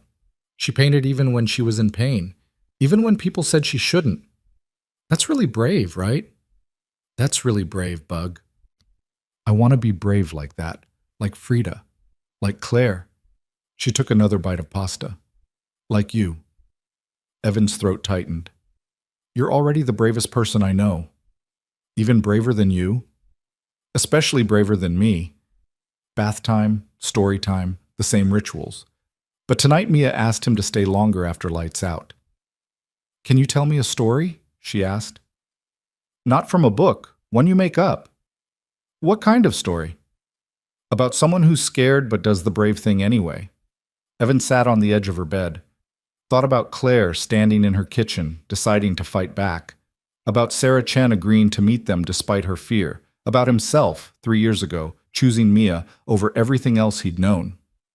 Once there was a person, he began, who had to make a very hard choice. They could stay quiet and safe, or they could speak up and risk everything. What did they choose? Mia asked sleepily. They chose to speak up, because sometimes the bravest thing you can do is tell the truth, even when you're terrified. And what happened? I don't know yet, Bug. The story's still being written. That's okay. The best stories don't have endings yet. Her eyes were closing. That way you can keep making them better. She fell asleep holding his hand. Evan stayed until her breathing evened out. Until he was sure she was deep in dreams where the world was good and people were kind and problems always had solutions. Then he kissed her forehead, checked her window locks, and prepared to step back into a reality that was messier and darker and desperately in need of people willing to fight for something better. At 7 p.m., Evan met Claire outside a coffee shop in Park Slope. She looked exhausted, makeup faded, shoulders tight, eyes shadowed with the kind of fatigue that came from sustained fear. She's already inside, Claire said. Corner table. She looks terrified. Did anyone follow you here? I don't think so. I took 3 different trains, doubled back twice. Did everything you said. Good. They walked in together. Sarah Chen was younger than Evan expected. Early 30s, dark hair pulled into a ponytail, wearing an NYU sweatshirt that had seen better days. She had a laptop bag clutched in her lap and a coffee cup she clearly hadn't touched. Claire slid into the seat across from her. Evan took the chair that gave him a view of the door. Thank you for meeting us, Claire said gently. Sarah's eyes darted between them. You said you were trying to stop Marcus Wren. We are. Why? What did he do to you? Claire explained. The harassment, the photos, the threatening note, all of it. Sarah listened without interrupting. When Claire finished, she was quiet for a long moment. Then she said, He did the same thing to me. 4 years ago. Almost exactly the same. Her story came out in fragments. Halting, painful. She'd been an assistant curator at the Ashford. Young, talented, thrilled to be working with major donors and important collections. Marcus Wren had been charming at first, interested in her opinions, complimentary about her work. Then the attention became pressure. Dinner invitations that weren't really invitations, texts late at night, comments about her appearance that crossed lines. When she tried to create distance, he made her job impossible, criticized her work, undermined her with colleagues, made it clear that her career depended on his approval. I went to HR, Sarah said quietly, filed a formal complaint, and within a week I was put on administrative leave, pending investigation. Which never actually investigated anything. What happened? Claire asked. Wren's lawyer showed up at my apartment, offered me $75,000 to resign quietly, sign an NDA, agree never to speak about what happened. Her laugh was hollow. I was 28. I had student loans. My parents needed help with medical bills. So I took the money, signed the papers, and hated myself every day since. But you kept evidence, Evan said. Sarah nodded, pulled her laptop from the bag, opened it with shaking hands. Emails, text messages, HR complaint forms, the settlement agreement, all of it. She turned the screen toward them. I told myself I was keeping it for protection, in case he ever came after me again. But really, I kept it because I knew someday someone would be brave enough to fight back. And when they did, I wanted to help. Claire's eyes filled with tears. Sarah. There are others, Sarah continued. I know at least 3 other women who went through similar situations. We found each other through mutual friends, created a private group chat where we could talk safely. Everyone's terrified. Everyone signed NDAs, but everyone's also waiting for the moment when it's finally safe to speak. Evan leaned forward. Would they be willing to share their stories? If we could guarantee some level of protection? I don't know, maybe. If they believed it would actually make a difference. Sarah closed her laptop. But you need to understand what you're up against. Wren doesn't just have money. He has connections, judges, politicians, media contacts. He's destroyed people for less than what you're trying to do. We know, Claire said softly. Then why are you doing this? Claire met Sarah's eyes. Because I can't live in fear anymore. Because other women are suffering right now. And because someone has to stop him. Sarah was quiet. Then she nodded slowly. Okay, I'll help. I'll reach out to the others, see if they'll talk. She pulled out her phone. Give me your number, encrypted messaging only. and we never meet in the same place twice. They exchanged information, made plans to connect in 2 days. Then Sarah left first, out the back, phone in hand, checking over her shoulder every few steps. Evan and Claire waited 10 minutes before leaving. On the street, Claire turned to him. "She was so scared," she whispered. 4 years later, and she's still living with it. That's what trauma does. It doesn't end when the threat ends. It stays. Is that what's happening to you? With the sleepwalking, the nightmares? Evan started walking. Different situation. Claire kept pace. But the same principle. Something happened. You survived, but you're still carrying it. He didn't answer. They walked in silence until they reached the subway. Then Claire stopped. "I meant what I said this morning, about not backing down, but I need to know you're in this for the right reasons." "What does that mean?" "It means I need to know you're not using my problem to avoid dealing with your own." She said it gently, without accusation. "Because I've done that. After my divorce, I threw myself into work. Told myself I was building a career when really I was just running from the fact that my marriage failed and I was alone and I had no idea who I was anymore." Evan looked at her, really looked, at the woman who'd let a stranger sleep on her couch, who'd decided to fight back against impossible odds, who somehow still had enough emotional bandwidth to worry about his motivations. "I'm not using your problem," he said quietly, "but you're right that this matters to me. Maybe more than it should for someone I've known 2 days. Why? Because you remind me that there are still people worth protecting, worth fighting for, worth trusting." He paused. "And because my daughter asked me to help you, and I trust her judgment more than my own." Claire's expression softened. "She's a good kid." "The best." "Then let's make sure this doesn't blow back on her. Whatever we do, whatever happens, she stays safe." "Agreed." They took different trains home. Protocol, caution, the habits of people who understood that paranoia was just pattern recognition with better data. Evan got back to his apartment at 9:30. Everything was secure. Rachel had texted that Mia was asleep, had eaten her vegetables without complaint, and wanted him to know she'd finished her dragon octopus drawing. He checked on her anyway. Door cracked open. Nightlight casting shadows. His daughter curled under her astronaut blanket, safe and dreaming. Evan stood in the doorway and made a promise. Whatever happened with Ren, whatever danger he'd invited in by helping Claire, whatever lines he might have to cross to make this right, Mia would never know, would never be touched by it, would grow up believing the world was fundamentally good because he'd do whatever it took to keep the darkness away from her door, even if it meant stepping into that darkness himself. His phone buzzed. Message from Claire. Sarah sent names of 2 more women willing to talk. Meeting Friday night. "You in?" Evan typed back, "I'm in." Another message appeared. Different number. Marcus from his old life. "Did some checking on your investigator friend. He's worse than I thought. Be careful." And finally, one more. Unknown number. The same one from this morning. Last warning. Walk away or face consequences. Evan deleted it, then blocked the number. He was done with warnings. The next morning brought rain again, and with it, the kind of tension that made Evan check his surroundings twice before leaving the building.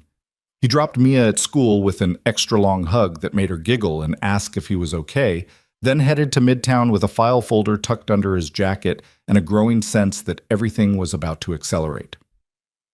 Gregory Chen's office occupied the 14th floor of a glass tower on 6th Avenue, sandwiched between a corporate law firm and a hedge fund. The directory listed his business as Chen Associates, Security Consulting, vague enough to mean anything, specific enough to sound legitimate. Evan took the elevator up at exactly 10 a.m. The reception area was sleek and impersonal, gray furniture, abstract art that matched nothing, a desk where a young woman with perfect posture sat typing on a computer that probably cost more than most people's cars. "Can I help you?" She didn't look up. "Evan Cole to see Gregory Chen. 10 o'clock appointment." Now she looked up. Surprise flickered across her face, quickly masked. "I don't have you in the schedule." "He's expecting me anyway." She reached for her phone. Evan waited, watching her reflection in the window behind her desk. She was texting someone, not calling. The anxiety in her shoulders told him everything he needed to know. Chen knew he was coming. Had probably known since yesterday's encounter with Windbreaker in the coffee shop. This whole thing was theater. The question was whether Chen would play along or escalate. A door opened. A man emerged. Early 50s, tailored suit, silver hair styled with the kind of precision that suggested vanity and discipline in equal measure. He had the build of someone who'd been military once and worked hard to maintain it. Sharp eyes, assessing posture. Mr. Cole. His voice was smooth, controlled. This is unexpected. I sent word yesterday, through your employee. I employ a lot of people. The one in the Navy, Windbreaker, followed me through Union Square, not very subtle. Chen's expression didn't change, but something shifted in his eyes. Calculation. Recalibration. Why don't you come to my office? We can discuss whatever misunderstanding you think has occurred. No misunderstanding, just facts that need addressing. Chen gestured toward the open door. Evan followed, aware that he was walking into controlled territory, but confident enough in his preparation to accept the risk. The office was exactly what he expected. Expensive desk, leather chairs, wall of monitors showing various security feeds, buildings, parking lots, what looked like apartment lobbies. A dozen different surveillance operations running simultaneously. Impressive setup, Evan said. I provide a service, corporate security, risk assessment, protection for clients who value discretion. Is that what you call stalking women? Protection? Chen's jaw tightened. He closed the door, moved to his desk, but didn't sit. You're here about Claire Monroe. I'm here about illegal surveillance, harassment, intimidation, all things I'm sure the licensing board would be interested to discuss. Ms. Monroe has an overactive imagination. My client has legitimate business interests that require monitoring. Your client is Marcus Wren, and monitoring doesn't include breaking into someone's office or sending threatening messages. I don't know what you're talking about. Evan pulled out his phone, showed Chen the photos from yesterday, the sedan, the license plate, Windbreaker's face in perfect focus. Then he opened a document he'd prepared that morning, outlining every instance of surveillance he'd documented in the past 48 hours. This is a preliminary report, Evan said calmly. I have 3 more days of documentation, timestamps, locations, your employees' faces, license plates that trace back to vehicles registered to shell companies you control. Want me to keep going? Chen sat down slowly. His hands were steady, but there was tension in his shoulders now. What do you want? I want you to stop, immediately. No more surveillance, no more threats, no more contact with Claire Monroe or anyone associated with her. And if I don't? Then this report goes to the New York State Division of Licensing Services, along with copies to the New York Times, the Daily News, and about 15 legal advocacy organizations that specialize in stalking and harassment cases. Evan leaned forward. I did my homework, Mr. Chen. You've got 2 formal grievances already. 1 more and you lose your license. Your business collapses, and all those clients who pay you very well for discretion suddenly realize you're a liability. Silence filled the room like water rising. Chen stared at him with the flat effect of someone weighing options. Then he said, You're bluffing. You send that report and Wren's lawyers bury you in litigation. You'll spend the next 5 years in depositions. Maybe. But you'll still lose your license, and Wren will still lose the investigator who knows all his secrets. Tell me, Mr. Chen, when you become a liability instead of an asset, how long do you think Marcus Wren keeps you on payroll? The question landed exactly as Evan intended. He watched Chen's expression shift from confident to uncertain. The math was simple. Loyalty only lasted as long as you were useful. Besides, Evan continued, I'm not the only one with evidence. There are others. Women your client hurt. Women who've been documenting his behavior for years. You really want to bet your entire career that they'll all stay quiet? Chen's hands curled into fists on the desk. You have no idea who you're dealing with. I have every idea. I know Wren's net worth. I know his board positions. I know he's leveraged to hell and desperately needs the Ashford Gallery's spring exhibition to succeed because he's got investors breathing down his neck about a commercial project in Hudson Yards that's 6 months behind schedule and $20 million over budget. Evan had spent the previous night doing research. It showed. I know his reputation is the only thing keeping that house of cards from collapsing, and I know that one credible harassment scandal destroys everything. The color drained from Chen's face. How did you? I'm good at my job. Just like you used to be good at yours, before you started taking money to intimidate women instead of actually protecting people. Chen stood abruptly, walked to his wall of monitors, stared at the feeds without really seeing them. You don't understand, he said quietly. Men like Ren don't lose. They have too much money, too many connections. Even if you expose him, even if every woman he's ever hurt comes forward, he'll find a way to spin it, to make them look unreliable, to make you look like you have an agenda. Probably, but he can't spin a pattern. He can't spin documented evidence from multiple sources. And he definitely can't spin it when his own investigator turns witness. Chen spun around. What? You have records, communication logs, invoices detailing exactly what Ren paid you to do, instructions he gave, targets he identified. Evan kept his voice level, conversational. All of that becomes evidence if you cooperate, and cooperation gets you immunity, maybe even keeps your license. You're asking me to betray a client. I'm asking you to do the right thing. There's a difference. Chen laughed, harsh, bitter. The right thing. You know what the right thing gets you in this business? Blacklisted, broke, alone. I've been doing this work for 20 years. I've seen what happens to people who turn on powerful clients. They don't win. They just stop existing.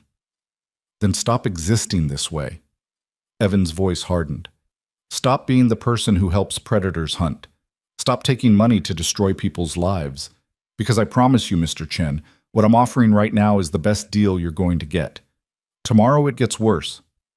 The day after that, it gets worse still. By next week, you'll be explaining to federal investigators why you're conducting illegal surveillance while operating without proper insurance. That last detail, the insurance violation Marcus had mentioned, hit like a body shot. Chen's face went white. You can't prove that. I already did. Filed a complaint this morning. Anonymous tip. They'll be auditing your business within the week. It was a bluff. Mostly. Evan had drafted the complaint but not filed it yet. But Chen didn't know that. Couldn't know that. The investigator sank back into his chair.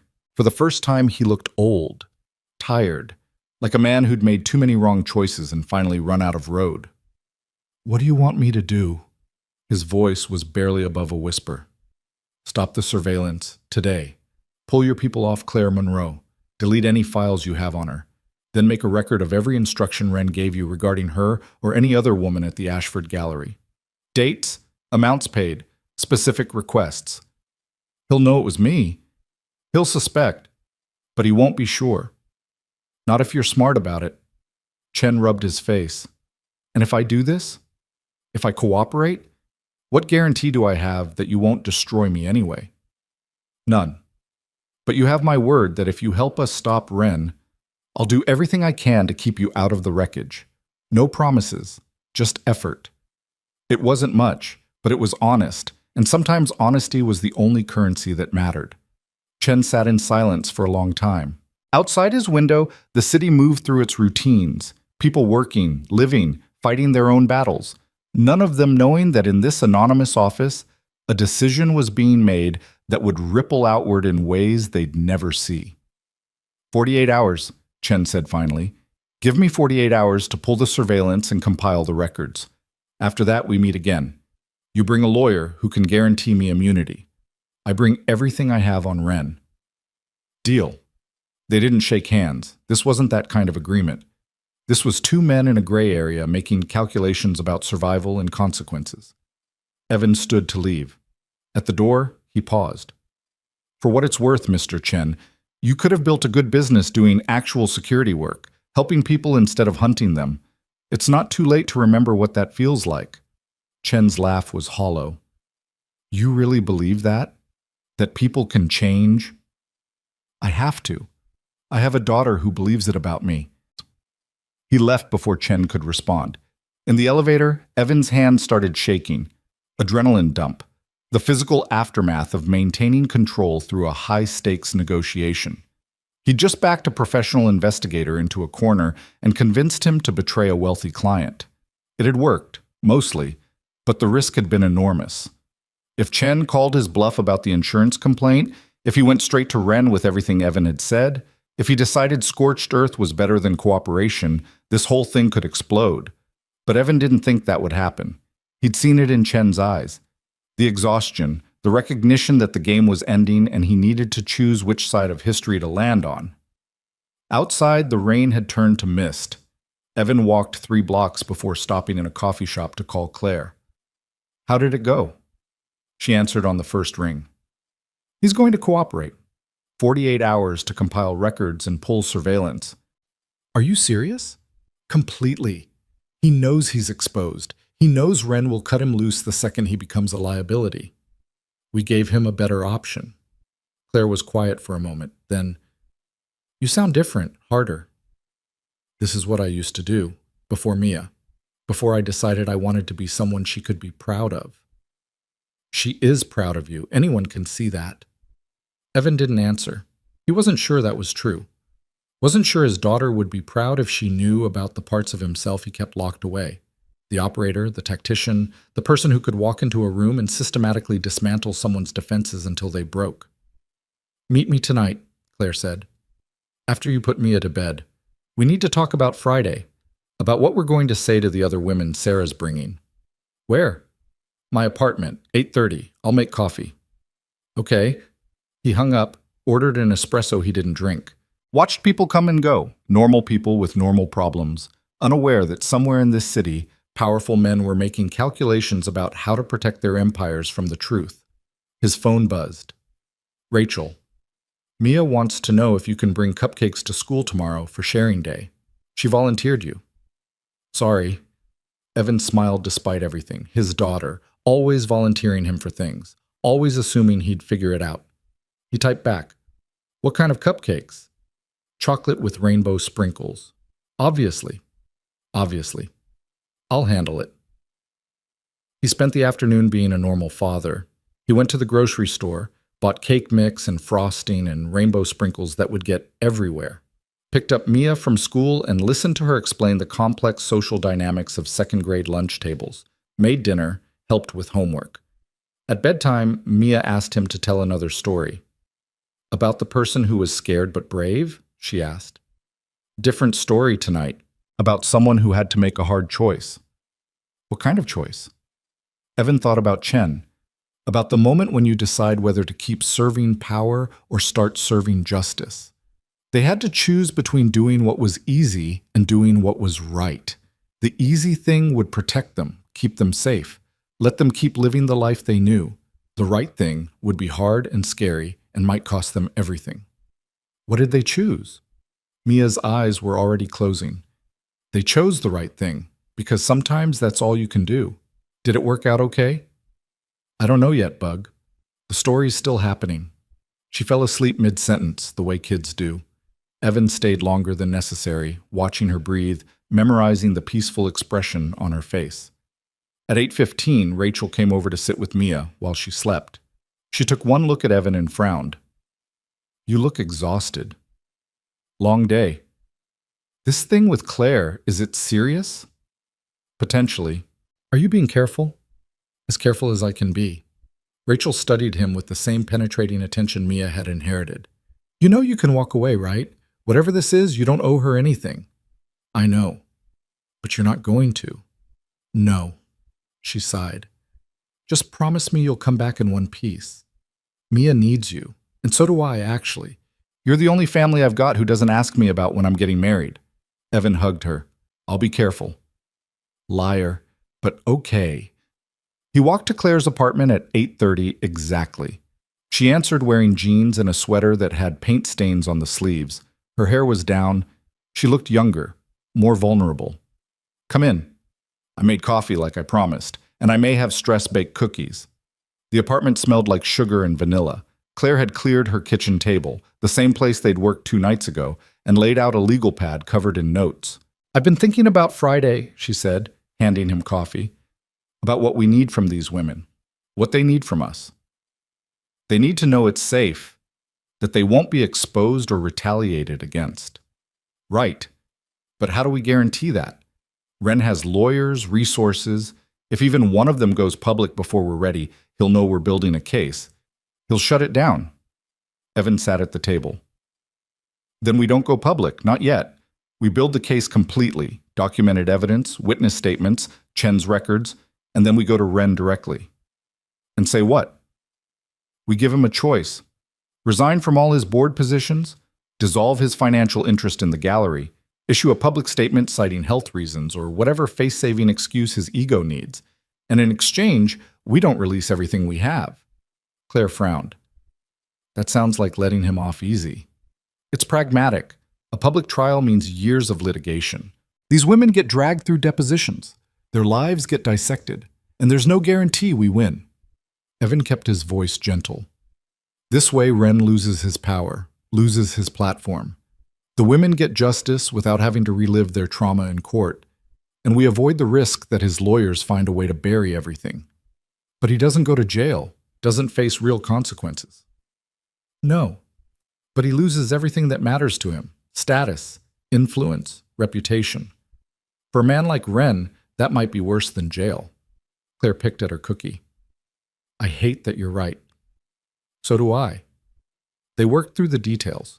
What questions to ask on Friday, how to document the conversations, what legal protections they could offer.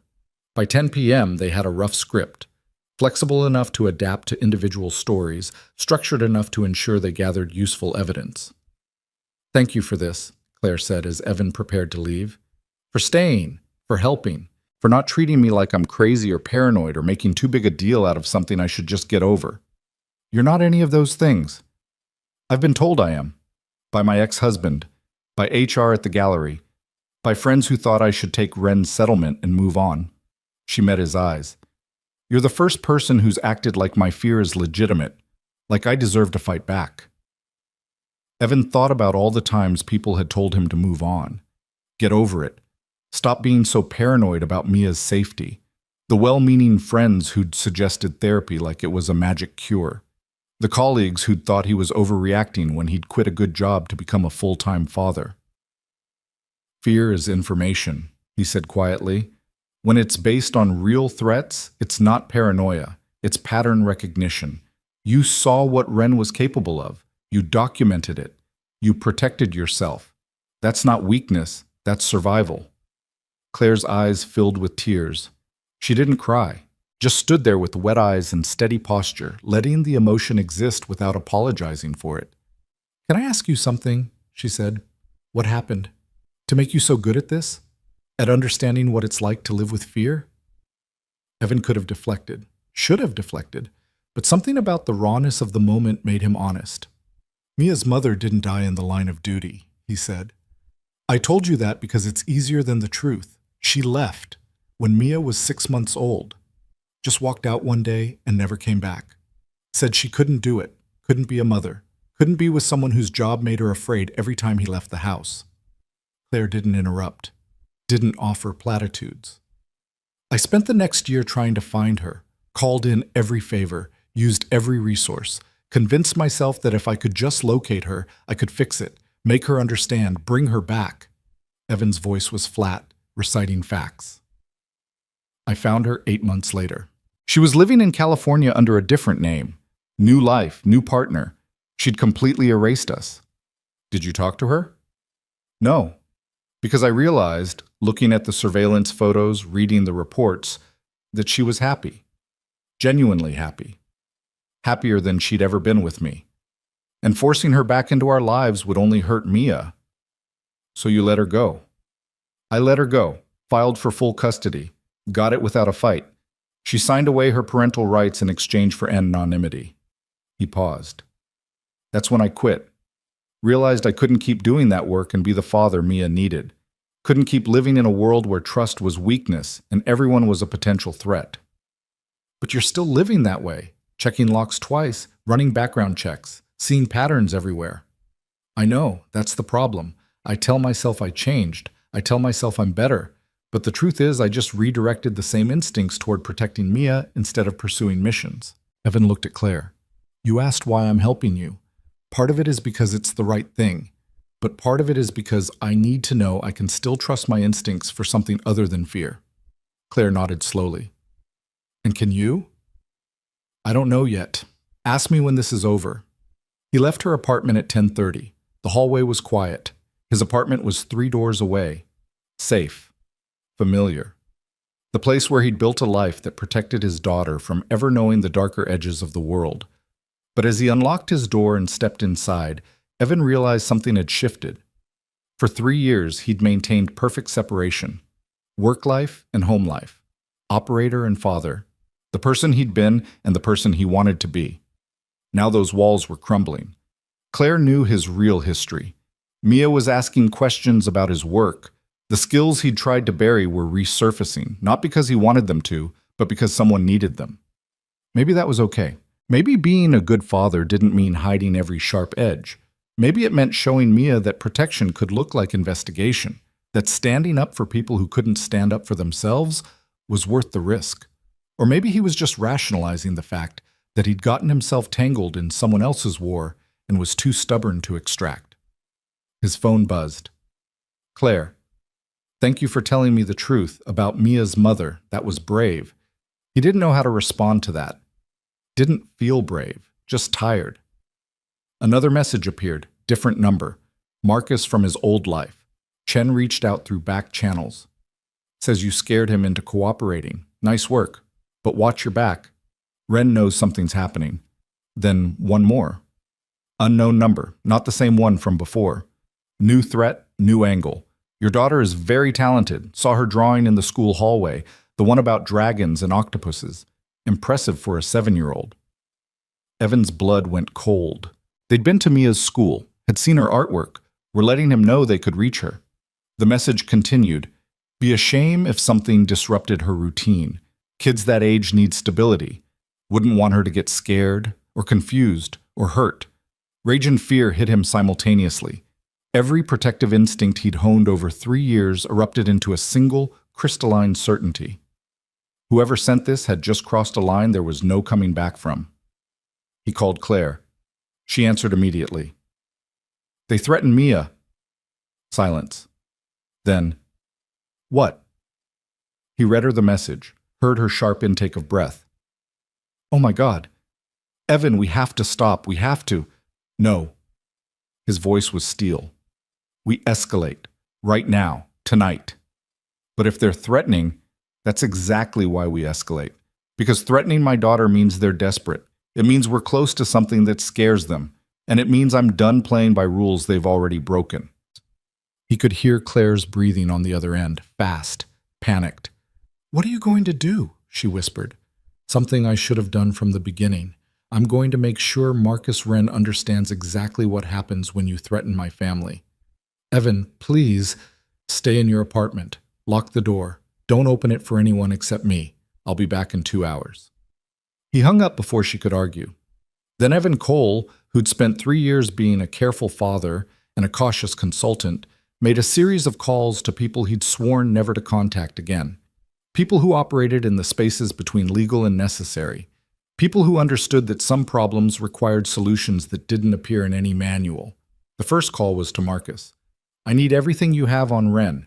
Financial records, property holdings, anything that shows criminal exposure. When? Yesterday. That kind of deep dive takes time. You have 4 hours. Marcus was quiet for a beat. Then, what happened? They threatened my daughter. They went to her school. Another pause, longer this time. When Marcus spoke again, his voice had changed, hardened. I'll have it in 3 hours. And Evan, whatever you're planning, make it count. The second call was to a contact who specialized in digital security. I need a complete audit of Marcus Wren's communication network. Email, text, phone records, everything from the past 6 months.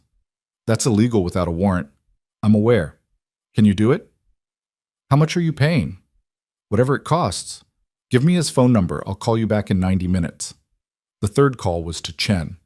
The investigator answered warily. Change of plans, Evan said. I don't have 48 hours. I need everything you have on Wren by tomorrow morning. 6 a.m., non-negotiable. That's impossible. I need time to.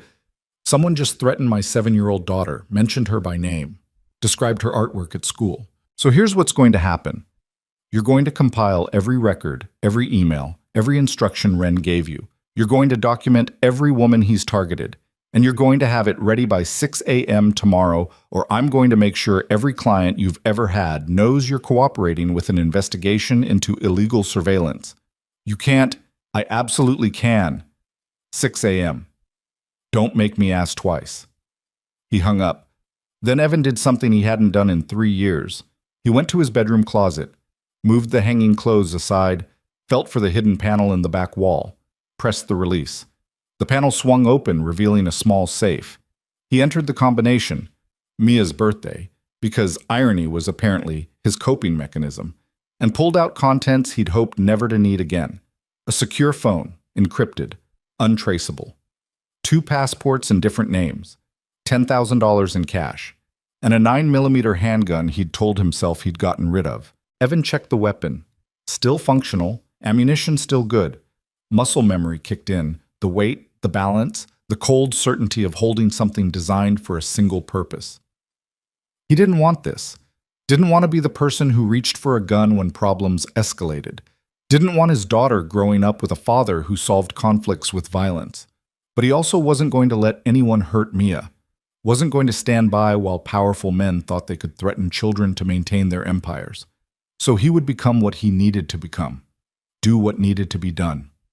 And live with the consequences. His phone rang. The digital security contact. I've got preliminary access to Ren's email server. You were right. He's sloppy. Uses the same password for everything. I'm pulling archives now. How long? Full download. 2 hours, but I can tell you right now there's something interesting in his sent folder from 3 hours ago. What? Email to someone named Vincent Moretti. Subject line. Problem needs immediate attention. Body text. The father is becoming an issue. Use standard protocols. Make it clear but untraceable. Evan's grip on the phone tightened. Standard protocols, what does that mean? Context suggests intimidation, threats. Based on the timestamp, this was sent right before someone messaged you about your daughter. So Ren had given the order directly. Had instructed someone, this Moretti, to threaten Mia. To make Evan back off. Send me everything you find, Evan said, especially anything involving Moretti. Will do, and Evan, be careful. Moretti's name popped up in some dark corners. He's connected to people who don't make threats they won't follow through on. The call ended. Evan sat in his apartment with a gun on the table and rage in his chest and the terrible clarity that came from having every calculation simplified to a single variable. Protect Mia at all costs. His phone buzzed. Rachel. Everything okay? You've been gone a while and Mia woke up asking for you. He typed back. On my way. 5 minutes. He locked the gun back in the safe, hid the other items, made himself presentable, then walked back to his apartment where his sister sat on the couch reading a nursing journal and his daughter slept peacefully in her bed. Sorry, he said quietly. Work thing ran long. Rachel studied his face. You sure you're okay? Fine. Just tired. You're lying, but okay. She gathered her things. Mia's good. She woke up once but went right back down. Oh, and she wants to know if Claire can help her make invitations for her birthday party. Apparently she needs artistic guidance. Evan managed to smile. I'll ask her. After Rachel left, he checked on Mia one more time. She was curled around her stuffed astronaut, breathing deeply, completely unaware that anyone had threatened her. Unaware that her father was planning things that would probably give her nightmares if she ever found out. He kissed her forehead, whispered a promise he intended to keep. No one hurts you, ever. I'll make sure of it. Then Evan went to his living room and spent the next 3 hours coordinating with people who existed in the gray spaces. Marcus sent financial records showing Ren was leveraged beyond reason. Loans from questionable sources, offshore accounts, the kind of financial house of cards that collapsed spectacularly when investigated. The digital contact sent emails documenting years of harassment, threats, and payments to make problems disappear. And at 2 a.m., Chen sent an encrypted file containing every investigation he'd conducted for Ren over the past 5 years. 13 women, 13 separate harassment campaigns, 13 lives disrupted because they dared to say no to a powerful man. The evidence was overwhelming, damning, enough to destroy Ren completely if deployed correctly, but it needed to be perfect. Because Evan wasn't just protecting Claire anymore. He was protecting his daughter, and that meant ensuring Ren and everyone associated with him understood that certain lines, once crossed, had permanent consequences. At 3 a.m., Evan assembled everything into a single file. Documentation, timeline, witness statements, financial records, email archives, Chen's investigations. Then he drafted an email, short, direct, devastating. Mr. Ren, by now you're aware that your intimidation tactics have failed. What you may not be aware of is the extent to which your activities have been documented. Attached is a preliminary summary. You have 48 hours to resign from all board positions, divest from the Ashford Gallery, and issue a public statement citing personal reasons. In exchange, this information remains private. If you refuse, if you retaliate, or if anyone associated with you approaches my daughter again, everything I have compiled will be released to federal prosecutors, the SEC, the IRS, and every major media outlet in New York. Your empire is built on secrecy and intimidation. I'm offering you one chance to dismantle it voluntarily. Choose wisely. Ishwarma E. Cole. He scheduled the email to send at 8 a.m., gave himself time to reconsider, to back out if he woke up and decided this was too far. But Evan knew he wouldn't back out. Couldn't. Not when his daughter's safety was at stake. At 4 a.m., exhaustion finally caught up. He lay down on his couch, the same couch where Mia had slept a few hours ago, and closed his eyes.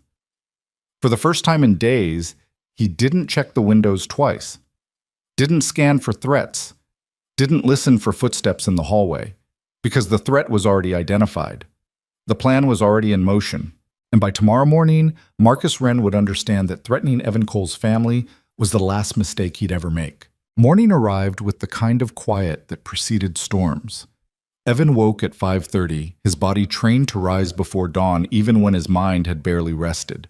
The email was set to send in 2.5 hours. There was still time to stop it, to choose a different path, to step back from the edge he was about to leap over. He made coffee instead. Strong and black, the ritual grounding him in the present moment. Mia wouldn't wake for another hour. He had time to think, to make sure this was the right choice. His phone buzzed. Claire, awake too early. Did you sleep at all? He typed back, some. You? No. I keep thinking about what you said, about escalating. Evan, I'm scared of what that means. It means we stop reacting and start controlling the situation. By threatening him back? Evan stared at the screen. How did he explain this? That sometimes the only way to protect people was to become the thing they feared more than their current oppressor? That justice and safety weren't always compatible? That he was willing to cross lines she might never forgive him for? By giving him a choice, he typed finally, surrender his power or lose everything. That's not a threat. It's consequences. 3 dots appeared, disappeared, appeared again. Then, when did you become this person? The one who knows exactly how to dismantle someone? I never stopped being this person. I just tried to pretend I had. No response. Evan set the phone down and checked the scheduled email one more time.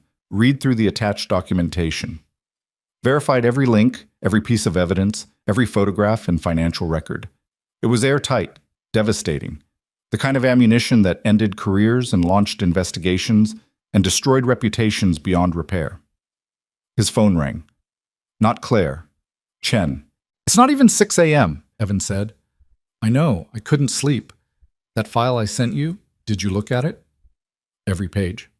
Then you saw the Moretti emails, the ones about enforcement protocols. Chen's voice was strained.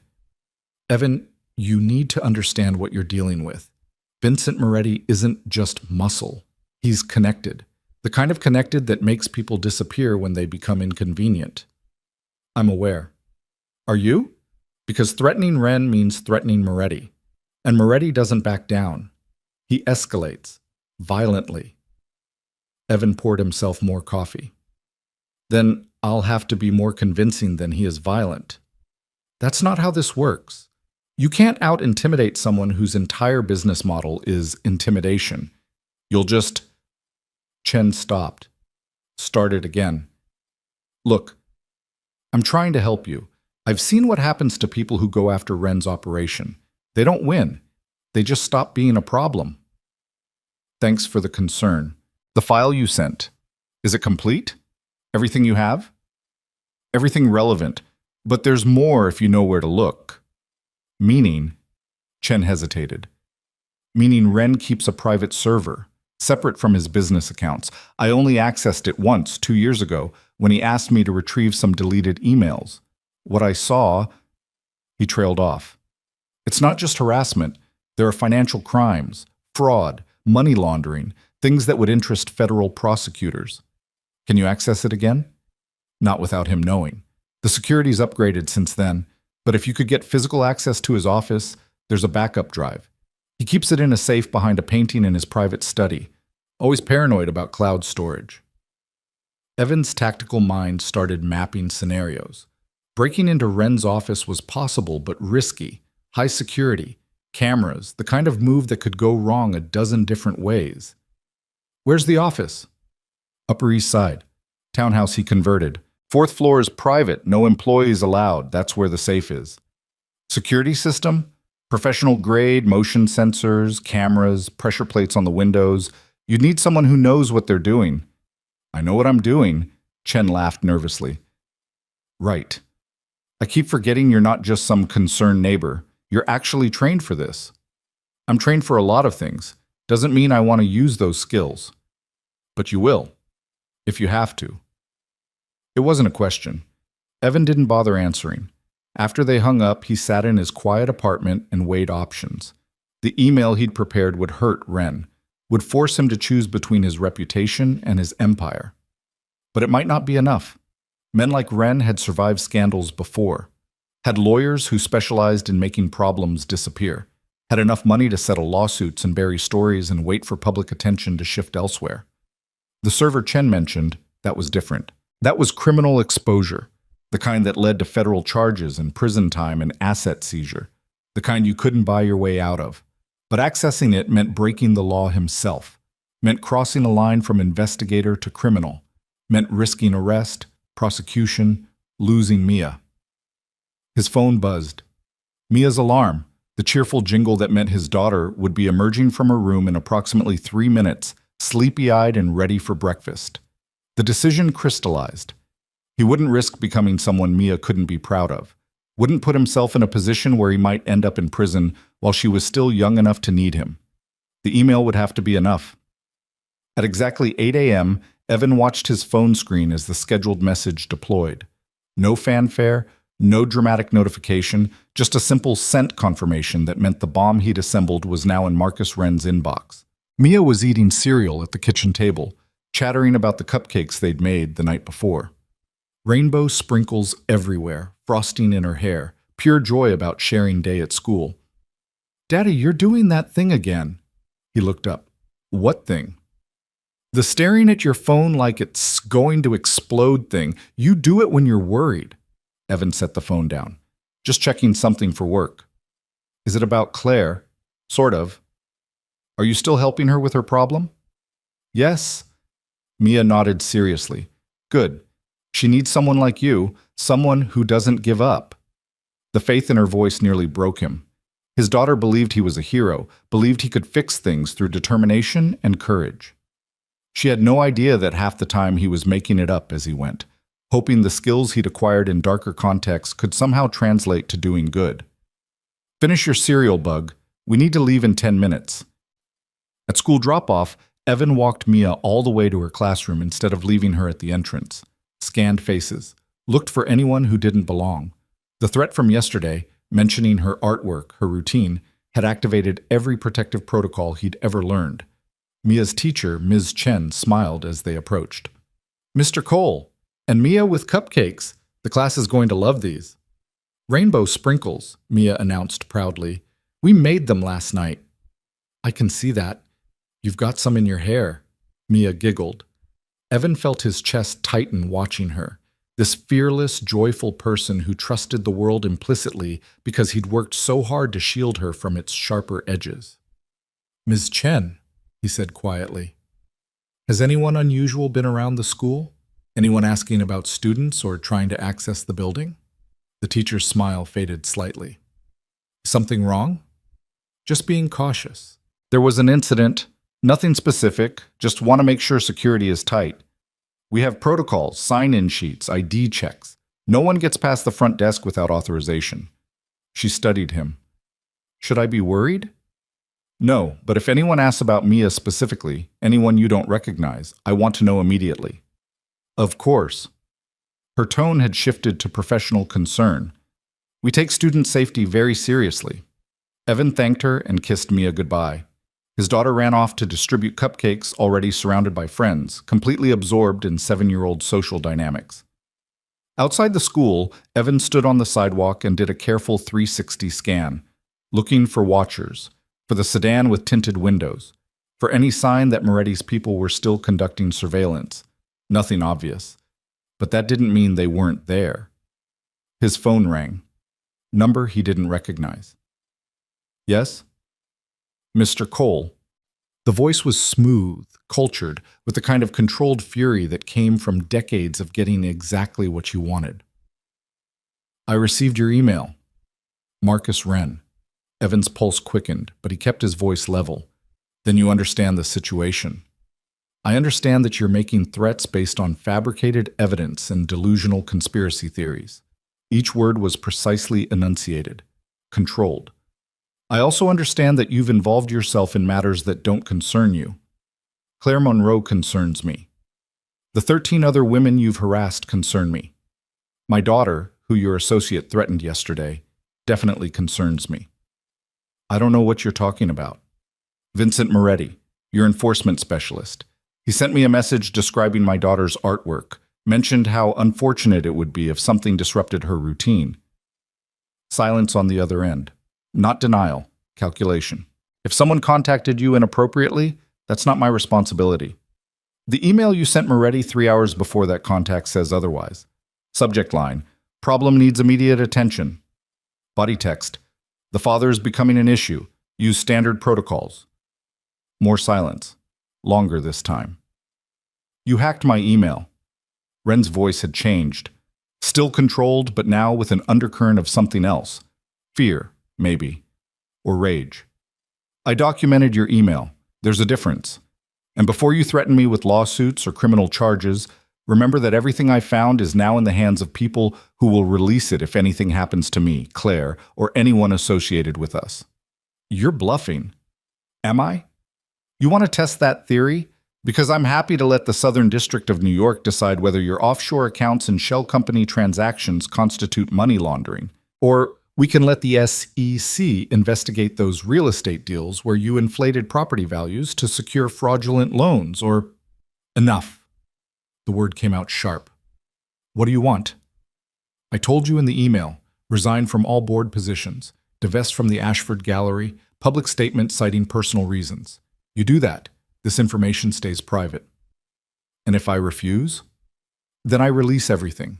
To prosecutors, to journalists, to every woman you've ever hurt who's been waiting for someone to finally hold you accountable. Your empire collapses, your reputation burns, and you spend the next decade fighting criminal charges." Wren laughed, cold and bitter. "You have no idea what you're dealing with. The people I know, the resources I have.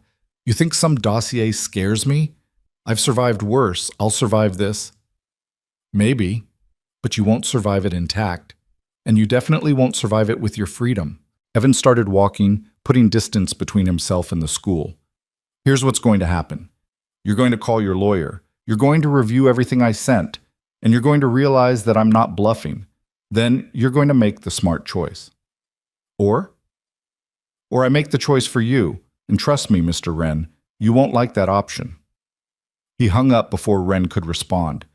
His hands were shaking, adrenaline. The physical response to confrontation, even when it was just voices over phone lines.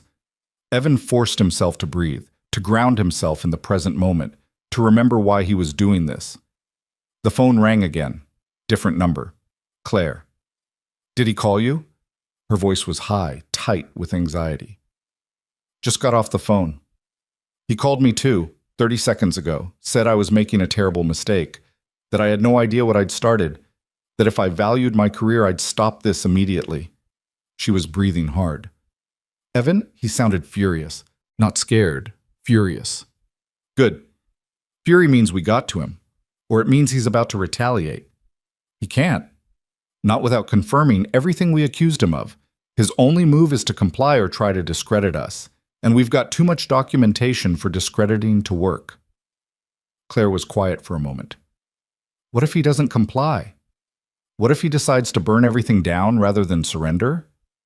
Then we release the evidence and let the consequences play out. And my career, my life, the gallery that I've spent 10 years building relationships in? Evan heard the fear in her voice, the very real understanding that she was risking everything, job security, professional reputation, financial stability, on the gamble that justice would prevail. I can't promise it'll be easy, he said quietly. Can't promise there won't be collateral damage, but I can promise that staying silent is worse. That living in fear of when Ren decides you're inconvenient again is no way to live. You sound very certain.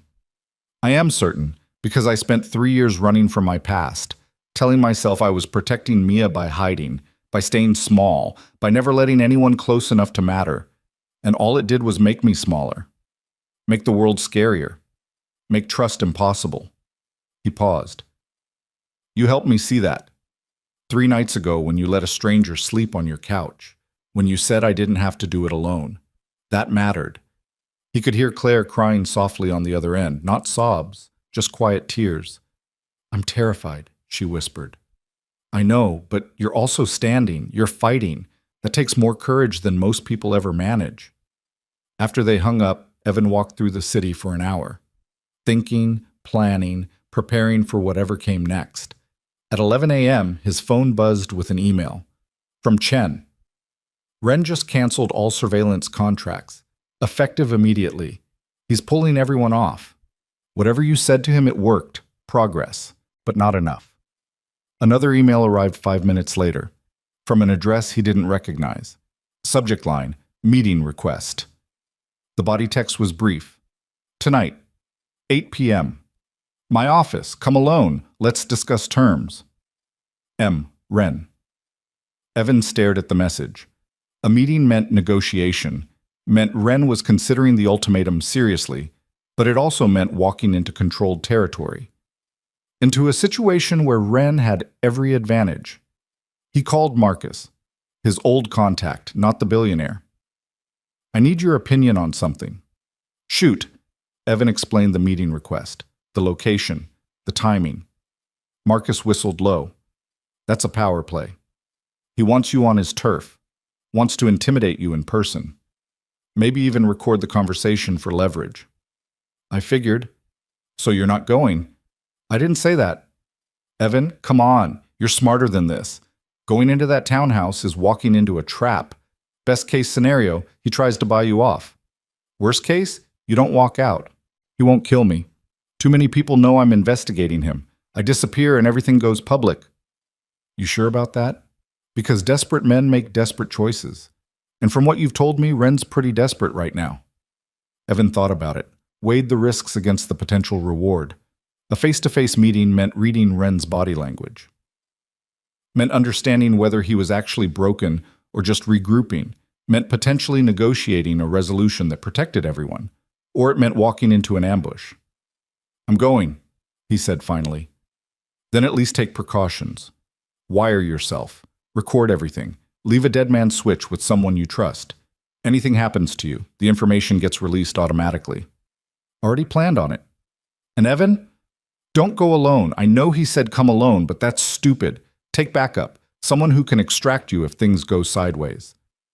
After hanging up, Evan spent the afternoon preparing. He bought a voice-activated recorder, small enough to hide, good enough to capture clear audio. He drafted an email to 3 separate contacts with all the evidence attached, scheduled to send automatically if he didn't check in by midnight. He mapped the townhouse's exits using publicly available blueprints. Then he called Claire and told her about the meeting. Absolutely not, she said immediately. This is insane. You can't go into his office alone. I won't be alone. I'll have the recorder, the dead man's switch, and you monitoring from outside. Monitoring how? I'm not trained for this. You don't need to be. Just park across the street. Keep your phone on. If I text you a specific word, extraction, you call 911 immediately and report a disturbance at that address. What if he hurts you before you can text? He won't. Hurting me in his own office creates evidence. He's smarter than that. Claire was quiet. Then, I hate this. Hate that we've reached the point where you're walking into potential danger. This was supposed to be about documentation and legal pressure, not physical confrontation. It still is about documentation. This meeting is just one more piece of evidence. Ren trying to negotiate means he knows he's exposed, means he's looking for a way out. That's progress. Or it's a trap. Maybe, but we won't know unless I go. At 6 p.m., Evan made dinner for Mia, grilled cheese and tomato soup, her comfort food. They ate together while she told him about sharing day and how everyone loved the cupcakes and how Emma wanted to know if they could make more for her birthday. Of course, Bug, we'll make as many cupcakes as you want. Even 100? Even 100, though we might need a bigger kitchen. Mia laughed. Then her expression turned serious. Daddy, are you going somewhere tonight? I have a meeting, for work. Aunt Rachel's coming to stay with you. Is it a scary meeting? Evan set down his spoon, looked at his daughter's face, open, trusting, worried in the way kids worry when they sense their parents are stressed. It's an important meeting, not scary, just important. Are you going to fix the problem? The one with Claire? I'm going to try. You'll be careful, right? Always. Promise? He crossed his heart. Promise, Bug. Rachel arrived at 7. She took one look at Evan and frowned. Whatever you're about to do, don't. It's just a meeting. With who? A client. You're lying. You get this look when you're lying. Your jaw tightens. Evan consciously relaxed his jaw. I'm fine. Just need you to watch Mia for a couple hours. And if you don't come back, I'll come back. Rachel grabbed his arm. Evan, I'm serious. You've been different the past few days. Harder. Like you're gearing up for something. Whatever this is about, that woman, Claire, or your work, or whatever, it's not worth dying over. I'm not going to die. Promise me. Actually promise me. Not the way you promise Mia when you're trying to make her feel better. He met his sister's eyes, saw the genuine fear there, the understanding that he was walking toward something dangerous and maybe not coming back the same. I promise I'll do everything I can to come home safe. It was the most honest answer he could give. At 7:45, Evan left his building. The recorder was in his jacket pocket. The dead man's switch was armed. Claire was already in position across from Ren's townhouse, her car parked with a clear view of the entrance. The townhouse was exactly what he expected, 5 stories of renovated elegance on East 76th Street. Expensive, ostentatious, the kind of building that announced wealth without having to say anything. Evan pressed the intercom. A voice answered immediately. Mr. Cole, 4th floor, doors open. No greeting, no small talk, just instructions. He entered. The lobby was marble and brass and the kind of silence that came from thick walls and thicker money. An elevator stood open. He took it to the 4th floor, noting the security camera in the corner. Everything being recorded, everything documented. The elevator opened directly into a private office. No hallway, no reception area, just immediate access to Marcus Wren's inner sanctum. The man himself stood by a window, silhouetted against the city lights. Tall, late 50s, perfectly tailored suit, the posture of someone who'd spent decades being the most powerful person in any room. Mr. Cole, thank you for coming. Let's skip the pleasantries. You wanted to discuss terms. Wren turned. His face was composed, but Evan could see the tension around his eyes, the slight tightness in his jaw. He was rattled, trying hard not to show it. Please, sit. Wren gestured to a chair facing his desk. Evan remained standing. I'm fine here. Suit yourself. Wren moved to his desk, sat, steepled his fingers in a gesture that probably looked commanding in board meetings. I've reviewed your evidence. It's quite comprehensive. It's thorough. It's also largely circumstantial. Email correspondence, financial records taken out of context, statements from disgruntled former employees. 13 women, similar patterns, documented harassment.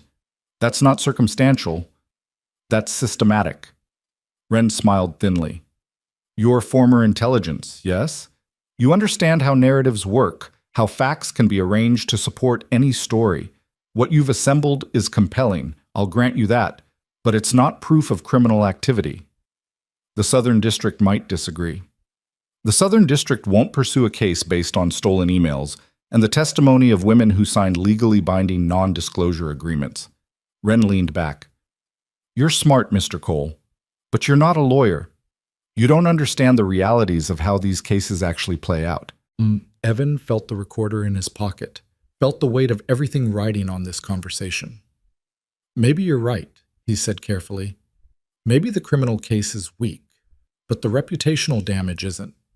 The moment this goes public, and it will go public if we don't reach an agreement, your career's over.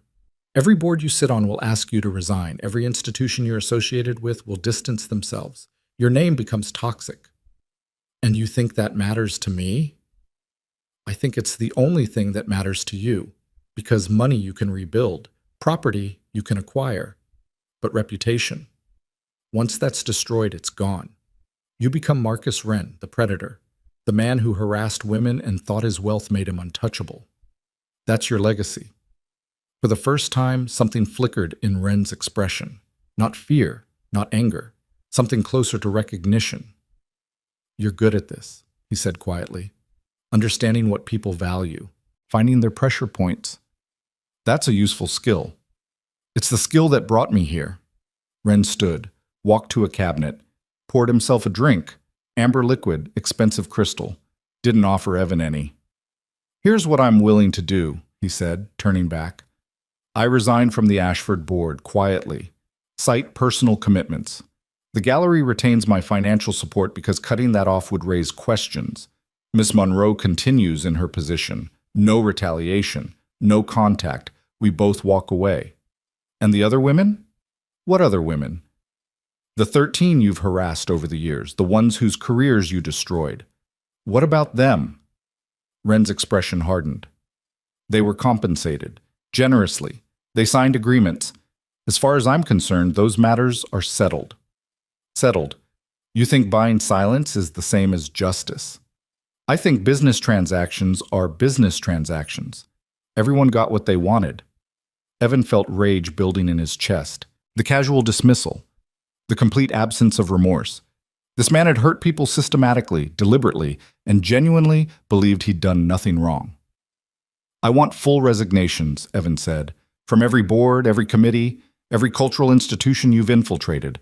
I want you out of positions where you have power over people's careers. That's unreasonable. It's non-negotiable. Wren's eyes narrowed. You're not in a position to make demands. Actually, I am, because in about... Evan checked his watch. 90 minutes. My dead man's switch activates if I don't check in. Everything I have gets sent to prosecutors, to journalists, to victims' advocacy groups.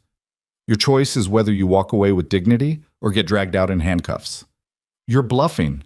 Am I? You want to gamble your entire life on that assumption? They stood facing each other across the expensive office. Two men playing chess with evidence and threats, and the future of women neither of them had met. Finally, Wren spoke. You're self-righteous, convinced you're the hero in this story, but you're just another person willing to break rules when it suits you. You illegally accessed my email, threatened me, extorted compliance. How are you any better than what you're accusing me of being? The question landed harder than Evan expected, because there was truth in it.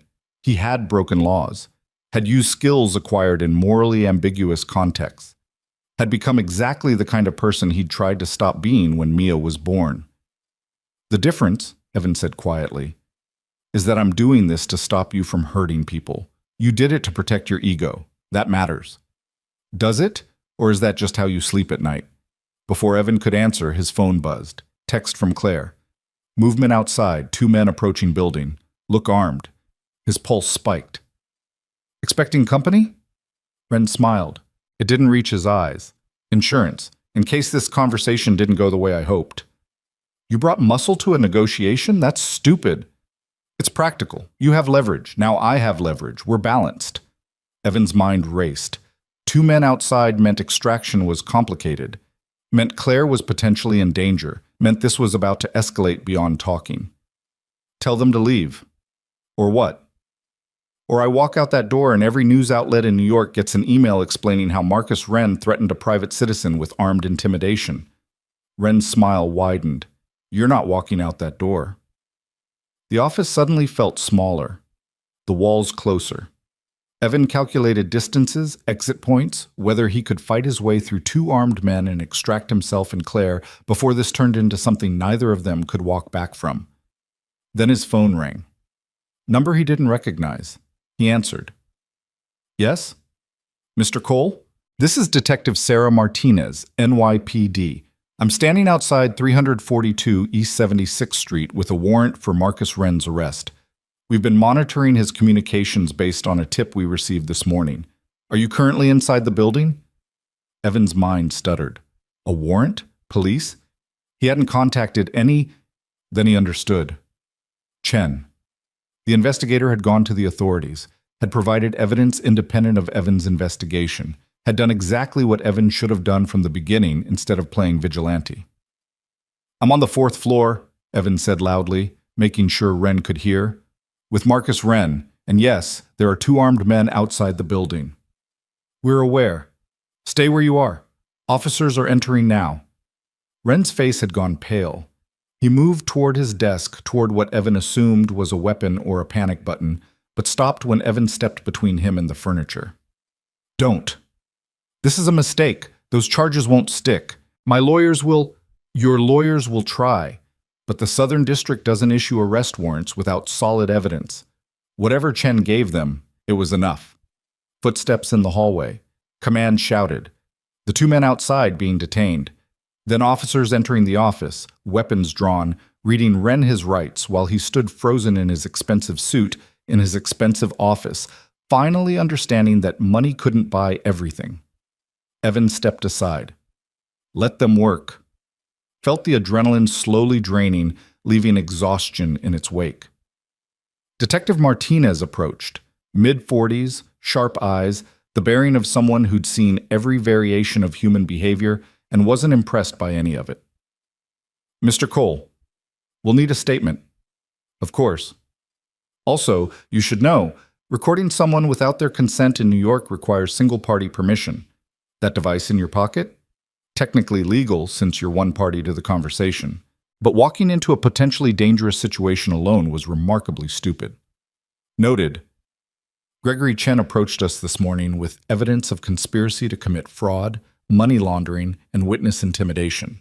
Combined with your documentation, which he provided copies of, we had enough for a warrant. But next time you want to take down a white-collar criminal, maybe start with law enforcement instead of playing vigilante. Evan nodded. She was right. He'd been so focused on protecting Claire, on maintaining control, that he'd defaulted to the methods he knew best. The extrajudicial ones. The dangerous ones. Is Claire safe? She's in a car across the street. Miss Monroe is fine. Officers are with her now, taking her statement as well. Wren was being led out in handcuffs. He looked at Evan as he passed, not with hatred exactly, more like confused recognition, like he couldn't quite understand how this had happened, how someone had actually held him accountable. This isn't over, he said quietly. Yes, Evan replied. It is. After giving his statement, edited version, leaving out some of the more legally questionable aspects of his investigation, Evan was released. He found Claire on the sidewalk, wrapped in a blanket someone had given her, talking to officers. When she saw him, she started crying. When those men showed up, I thought they were going to... I'm okay. We're okay. She hugged him hard. Chen went to the police. This morning. He called me an hour ago and said he couldn't live with what he'd done, that helping Wren had eaten away at him for years. So he took everything, and walked into a police station and confessed. And they believed him? They were already investigating, had been for months. Something about financial irregularities at Ren's companies. Chen's testimony gave them enough to move. So it hadn't been Evan's investigation that brought Ren down. Not entirely. It had been the intersection of multiple efforts. Chen's conscience, police work, and the courage of women like Claire who refused to stay silent. Justice wasn't a single act. It was accumulation. They stood on the sidewalk while officers processed the scene, while Ren was transported to a holding cell, while the machinery of law enforcement ground forward with its bureaucratic inevitability. "It's really over?" Claire asked quietly. "The criminal part is just starting, but the threat to you? Yes, that's over." She nodded, wiped her eyes. "Thank you for everything, for believing me, for not treating me like I was overreacting, for risking—" Her voice broke. "For risking everything to help me. You helped me first 3 nights ago, remember? That was different. It was the same. It was seeing someone who needed help and deciding they mattered." Evan looked at her.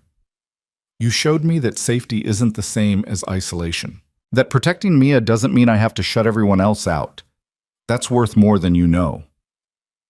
They stood together in the cold night air, two people who'd been strangers a week ago and were now bound by shared trauma and shared victory and the tentative beginning of something that might become friendship. Evan's phone buzzed. "Rachel. Mia's asking when you'll be home. Should I worry?" He typed back, "On my way, 20 minutes. Everything's fine." To Claire, he said, "I need to get home. Check on Mia. Make sure she's okay." "Of course, go. And Evan?" She smiled, tired but genuine. "Tell her thank you, from me, for sharing her dad." He walked to the subway station feeling lighter than he had in days. The threat was neutralized. The danger was past. Ren would face justice. The women he'd hurt would have vindication. And Evan could go home to his daughter without the weight of unfinished business hanging over him. At his apartment, Rachel met him at the door. "You look exhausted." "It's been a long night. Mia's still up, waiting for you. Whatever's been happening, she knows it's important. She's worried." Evan found his daughter in her bed, trying to stay awake, clutching her stuffed astronaut. "Hey, Bug." "Daddy!" She sat up. "Did you fix it? The problem?" "I fixed it." "And Claire? Is she okay?" "She's safe. Everything's going to be fine." Mia studied his face with those two observant eyes. Then she hugged him tight. "I knew you would. You always fix things." Evan held his daughter and felt something in his chest crack open. All the walls he'd built, all the distance he'd maintained, all the fear that had driven him to isolation. It was still there, but smaller now. Manageable. Because his daughter was right. Some things were worth fixing, worth fighting for, worth the risk of opening up and trusting people again. "Get some sleep, Bug." "Will you stay? Just for a minute?" "As long as you want." He sat on the edge of her bed while she drifted off, watched her breathing even out, felt the weight of the past week settling into something he could carry. His phone buzzed one final time. Message from Sarah Chen, the woman who'd started this chain of events by agreeing to talk. Detective Martinez called, said Ren was arrested. "Thank you for not letting us stay silent, for making it safe to speak. You saved more than just Claire, you saved all of us." Evan read the message twice, then saved it. Proof that sometimes, not always, not easily, but sometimes, standing up against powerful people actually worked. Tomorrow would bring complications, legal proceedings, depositions, the slow grind of justice.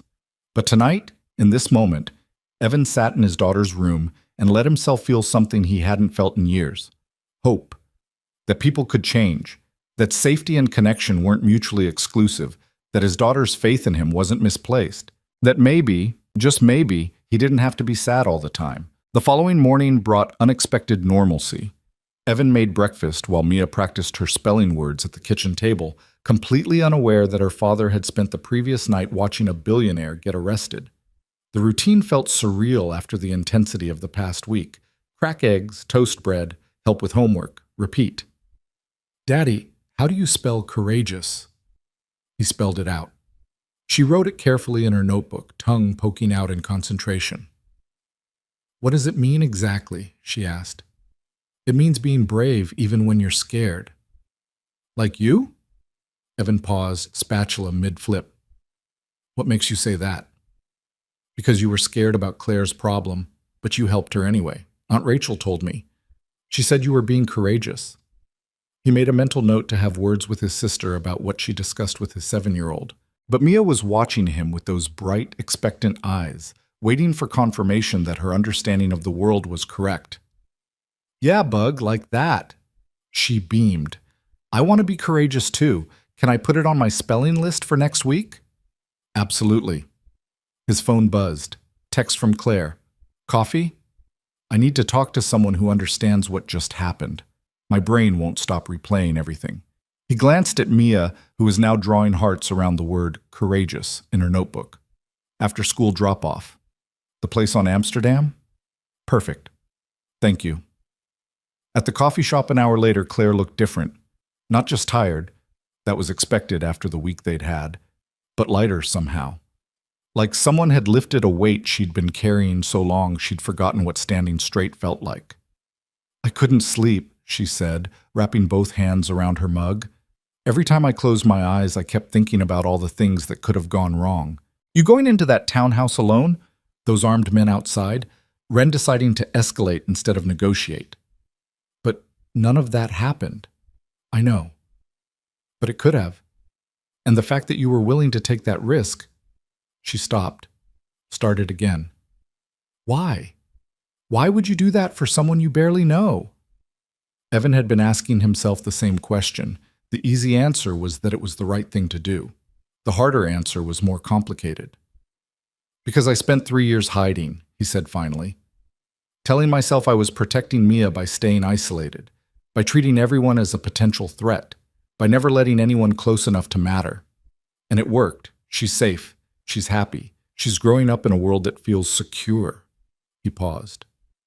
But it also made me smaller. Made me forget that there are things worth risking safety for, people worth trusting, connections worth making. And I reminded you of that? You showed me what it looked like when someone decided to stop hiding, to fight back even when they were terrified. That mattered.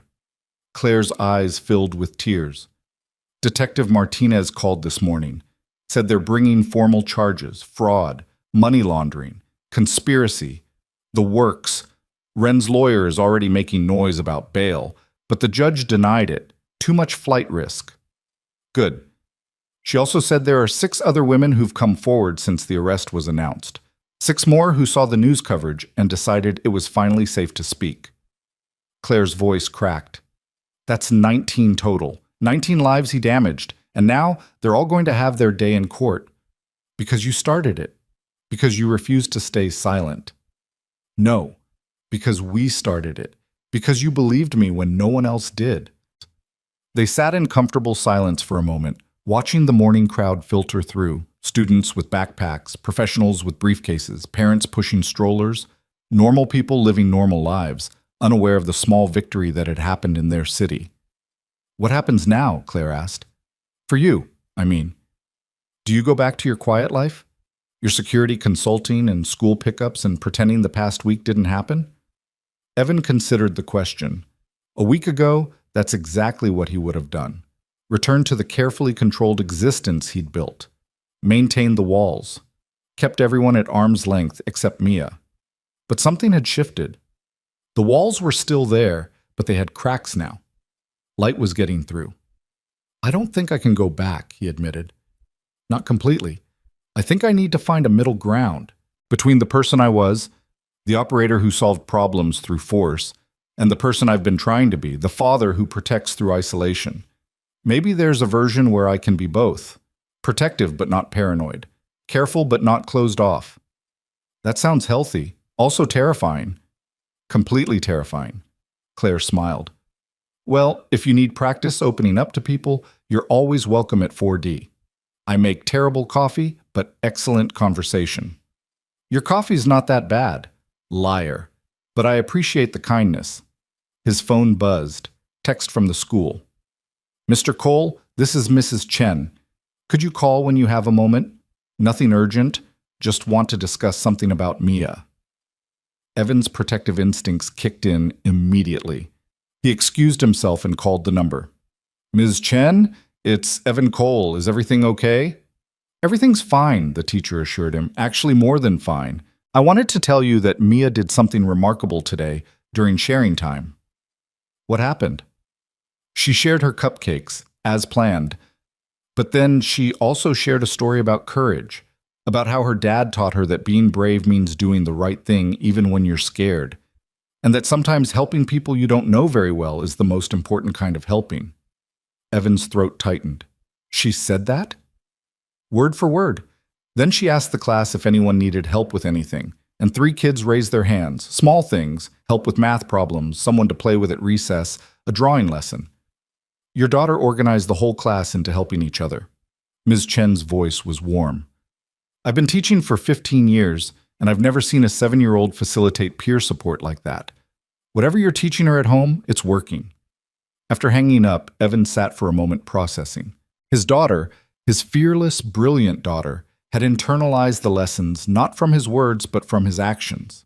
She'd watched him help Claire and understood that courage looked like standing up for people. That community meant showing up when someone needed you. He'd been so worried about protecting her from the world's darkness that he'd forgotten to show her its light. Back at the table, Claire was checking her phone. Sarah Chen just texted. She and the other women are organizing a support group for survivors of workplace harassment. They want to know if we'd be interested in helping set it up, providing resources, maybe connections to legal aid. That's a good idea. It's a great idea. But it's also exactly the kind of thing I would have been too scared to participate in a week ago, too worried about being visible, about someone recognizing my name from the Wren case. She looked up. "I'm still scared, but I think I want to do it anyway." "Then you should. Will you help? You're good at organizational stuff, strategy, knowing how to protect people while they're vulnerable." Evan thought about it, about spending his skills on something constructive instead of defensive, about teaching Mia through example that expertise could be used for building up instead of tearing down. "Yeah, I'll help." They spent the next hour sketching plans. Nothing formal, just ideas about how to create safe spaces for people to share their stories, how to connect survivors with legal resources, how to build a network that could support women facing similar situations in the future. By the time Evan left to pick up Mia from school, they had the framework for something real, something that could outlast the immediate crisis and create lasting change. At the school gates, Mia ran to him with her usual enthusiasm, backpack bouncing. "Daddy, guess what? I helped Emma with her math and she helped me with my drawing, and we're going to help each other every day now." "That's wonderful, Bug." Ms. Chen said I was being a leader. What's a leader? Someone who helps other people be their best selves. Mia considered this. Then you're a leader too, because you helped Claire be brave. They walked home hand in hand, Mia chattering about her day while Evan listened and tried to memorize this moment. His daughter's small hand in his, the afternoon sun, the simple joy of being present instead of constantly scanning for threats.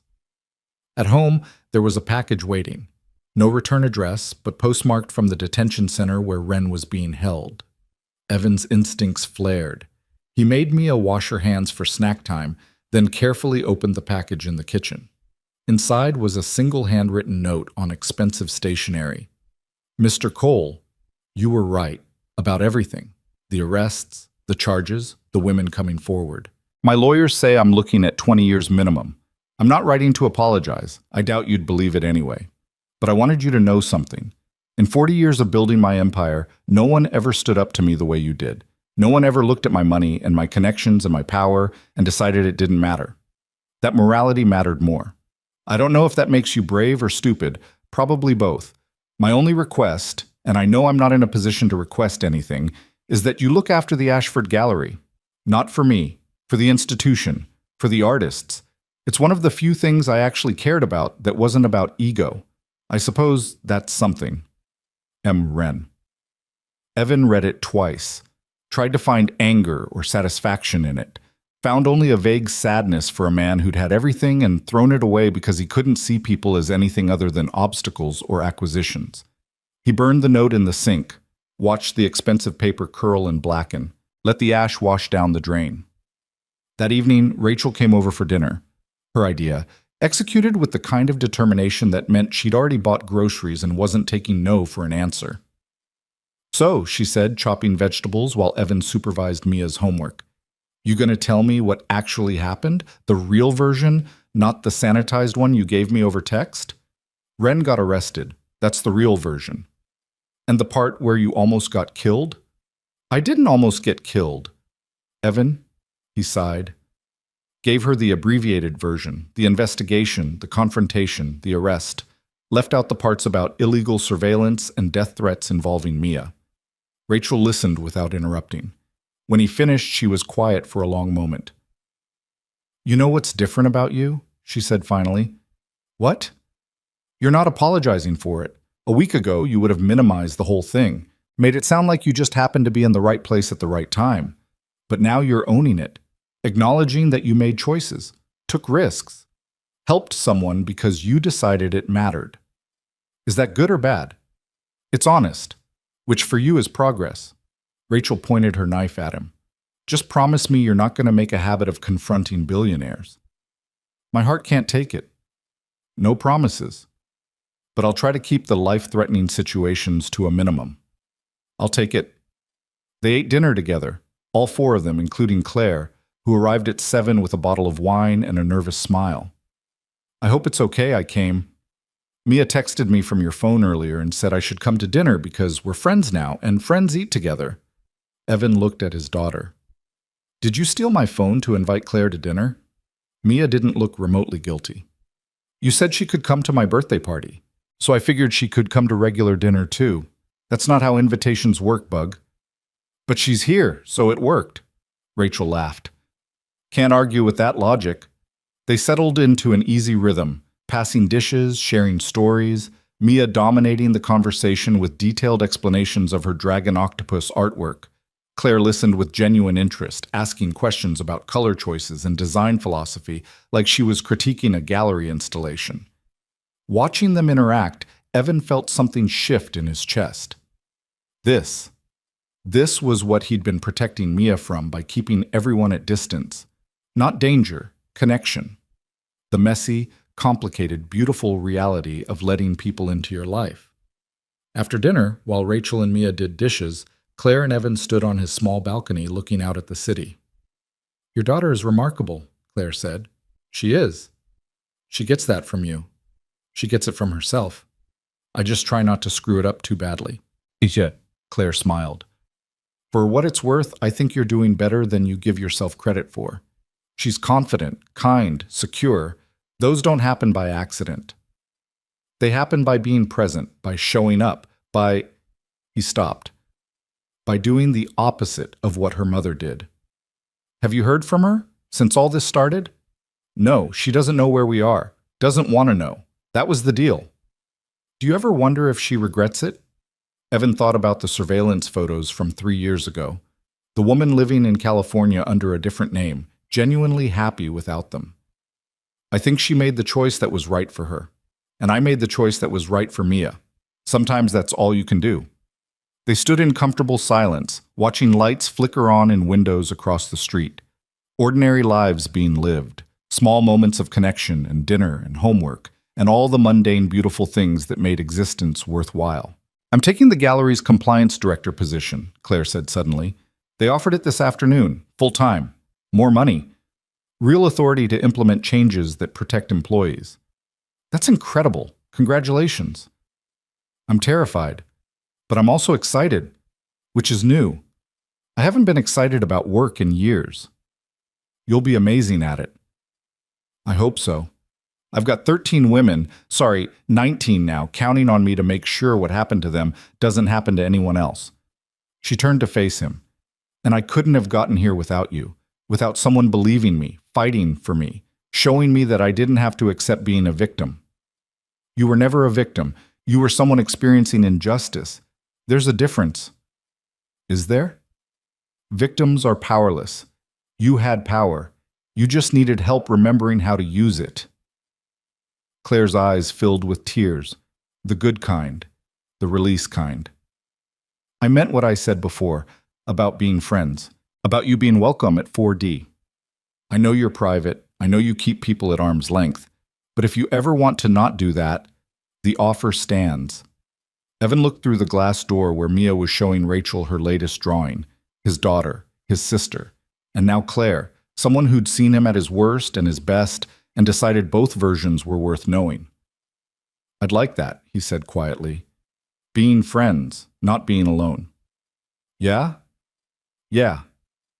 They stood together on the balcony while the city moved through its evening routines. Inside, Mia called for him to come see her drawing.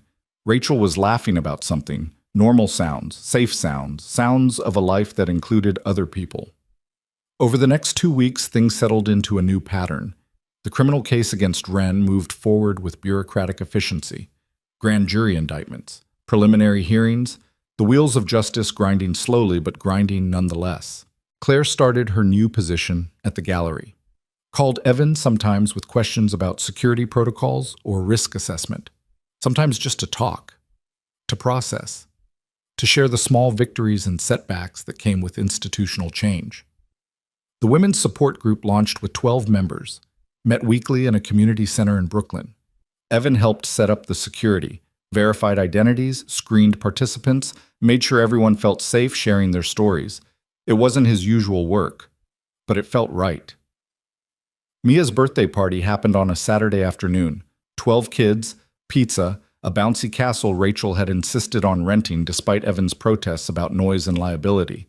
Claire came, brought art supplies, helped organize a group painting project that ended with everyone covered in tempera paint and laughing. Watching his daughter surrounded by friends, watching Claire laughing with Rachel, watching all the pieces of his carefully separated life finally connecting, Evan felt something he hadn't felt in years. Peace. Not the absence of danger, the presence of trust. 3 weeks after Wren's arrest, Evan was walking Mia home from school when she asked the question he'd been dreading. Daddy, why did you help Claire? Because she needed help. But lots of people need help. You don't help all of them. Smart kid, too smart. You're right. I helped Claire because she's our neighbor and our friend, and because what was happening to her was wrong. But you were scared. I could tell. Evan stopped walking, crouched down to her level. Yeah, Bug. I was scared. But sometimes being scared is okay if you're scared for the right reasons. What's a right reason? When you're scared because you care about someone. When you're scared because you know doing nothing would hurt more than doing something. That kind of scared is worth it. Mia considered this with the seriousness of a 7-year-old philosopher. So, being brave doesn't mean not being scared? Being brave means being scared and doing the right thing anyway. Like you. Like you too. You're one of the bravest people I know. She hugged him tight. I love you, Daddy. I love you too, Bug. So much. They walked the rest of the way home hand in hand. At their building, Claire was coming out with grocery bags. Hey, perfect timing. I made too much lasagna. Want to come over for dinner? Mia looked up at Evan with hopeful eyes. Can we? A month ago, he would have made an excuse, would have protected their evening routine, would have kept the boundary between neighbor and friend firmly in place. Now he said, we'd love to. They ended up in Claire's apartment, the same place where this had all started, with Evan waking up on her couch in the middle of the night, confused and vulnerable. But now it felt different, familiar, safe. Over lasagna, they talked about ordinary things. Mia's upcoming school play, Claire's upcoming gallery exhibition, whether the building's landlord would ever fix the leaky pipe in the basement.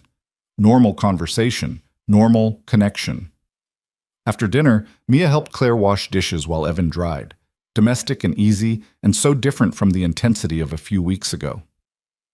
You know what I realized? Claire said, handing him a plate. What? I've lived in this building for 6 years, and I've known more neighbors in the past 3 weeks than I did in the previous 5 years combined. That's the power of shared trauma, really brings people together. She laughed. Or it's the power of someone being willing to show up when it matters. Maybe both. After Mia went to bed that night, in her own apartment, in her own bed, surrounded by her own familiar things, Evan sat on his couch with the construction paper picture she'd made him. The one that said you don't have to be sad all the time. His daughter was right. Had been right all along. He didn't have to carry everything alone. Didn't have to treat every stranger as a threat. Didn't have to choose between protecting Mia and being part of a community. He could do both. A month later, Evan was meeting with a potential client, a small nonprofit that needed security assessment for a women's shelter, when his phone buzzed with a news alert. Marcus Wren sentenced to 18 years in federal prison. Judge cites systematic pattern of abuse and financial crimes. Victims advocate groups celebrate landmark conviction. 18 years, not forever, but long enough. Long enough for the women he'd hurt to rebuild. Long enough for his empire to crumble. Long enough for the world to forget he'd ever been powerful. Evan forwarded the article to Claire. She responded immediately. "We did it. We actually did it." "You did it," he typed back. "I just helped." "No, we did it. Together. That matters." She was right. It did matter. That evening, there was a knock on his door. Not 3 a.m. this time, just 7 p.m. Normal visiting hours. Claire stood in the hallway with a bottle of wine and 2 glasses. "Thought we could celebrate, if you're not too busy." Mia was already in pajamas, reading in bed. Rachel was on standby for emergencies. Evan had no meetings, no deadlines, no threats hanging over him. "I'm not busy." They sat on his couch, the same couch where he'd spent so many nights alone, checking security feeds and convincing himself isolation was safety. Now Claire was there, pouring wine, talking about the gallery's new harassment prevention policies, about the support group's success, about plans to expand to other cities. "We're calling it the Claire Monroe Initiative," she said, "which is mortifying but also kind of perfect." "It's perfect. You started something important." "We started something important. Don't sell yourself short." They talked until late, about everything and nothing. About Mia's upcoming birthday, about Claire's ex-husband reaching out to apologize, about Evan's sister trying to set him up on dates. Easy conversation, the kind that happened between people who trusted each other. Around 11, Claire stood to leave. "Thank you," she said, "for tonight, for everything, for being exactly what I needed when I needed it." "Same to you." At the door, she paused. "You know what's funny? 3 weeks ago, you showed up at my door in the middle of the night, completely out of your mind, and I let you in. Didn't call the cops, didn't panic, just helped, and it changed everything. You could have shut the door. I could have, but I didn't, because sometimes you just know, this person needs help and I can provide it. That's all the reason you need." After she left, Evan checked on Mia one more time. She was asleep, clutching her stuffed astronaut, breathing peacefully. No nightmares, no fear, just the deep sleep of a child who felt completely safe. He stood in her doorway and thought about the past month, about how much had changed because one person decided to ask for help and another person decided to give it. About how courage looked less like fighting and more like showing up, less like strength and more like vulnerability. His phone buzzed. Text from an unknown number. For a split second, old instincts kicked in. Threat assessment, danger protocols. Then he opened it and saw it was from Sarah Chen, one of the women from the support group. "Just wanted to say thank you for everything you and Claire did. I testified at Wren's sentencing today. Told my whole story. For the first time in 4 years, I feel like I got my voice back. That's because of you." Evan saved the message, added it to the small collection of reminders that some risks were worth taking, that some walls were worth tearing down, that sometimes the bravest thing you could do was trust that other people were worth believing in. He walked to his window, looked out at the city, the same view he'd had for 3 years, but somehow it looked different now. Less threatening, less lonely. Just millions of people living millions of lives, all of them connected in small ways they'd never fully understand. Somewhere in this city, Claire was going to sleep knowing she'd survived, knowing she'd fought back, knowing she wasn't alone. Somewhere in this city, 19 women were rebuilding their lives, finding their voices, refusing to stay silent anymore. Somewhere in this city, a 7-year-old girl was dreaming about octopuses and dragons, growing up in a world her father had made just a little bit safer by choosing connection over isolation. And in apartment 4A, Evan Cole, former operator, current father, reluctant hero, closed his curtains and went to bed without checking the locks twice. Because for the first time in years, he finally felt safe enough to stop running, not because the world was suddenly kind, but because he'd finally learned the difference between protection and prison, between caution and cowardice, between being a man who survived alone and a man who lived with others. The rain came back that night, gentle against the windows. Not a warning this time. Just weather. Just water. And when morning came, Evan woke to sunlight and his daughter's voice calling him for breakfast, and the sound of Claire's laugh drifting through the walls, and the ordinary miracle of another day. Not perfect, not without risk, but real. And that, he decided, was more than enough.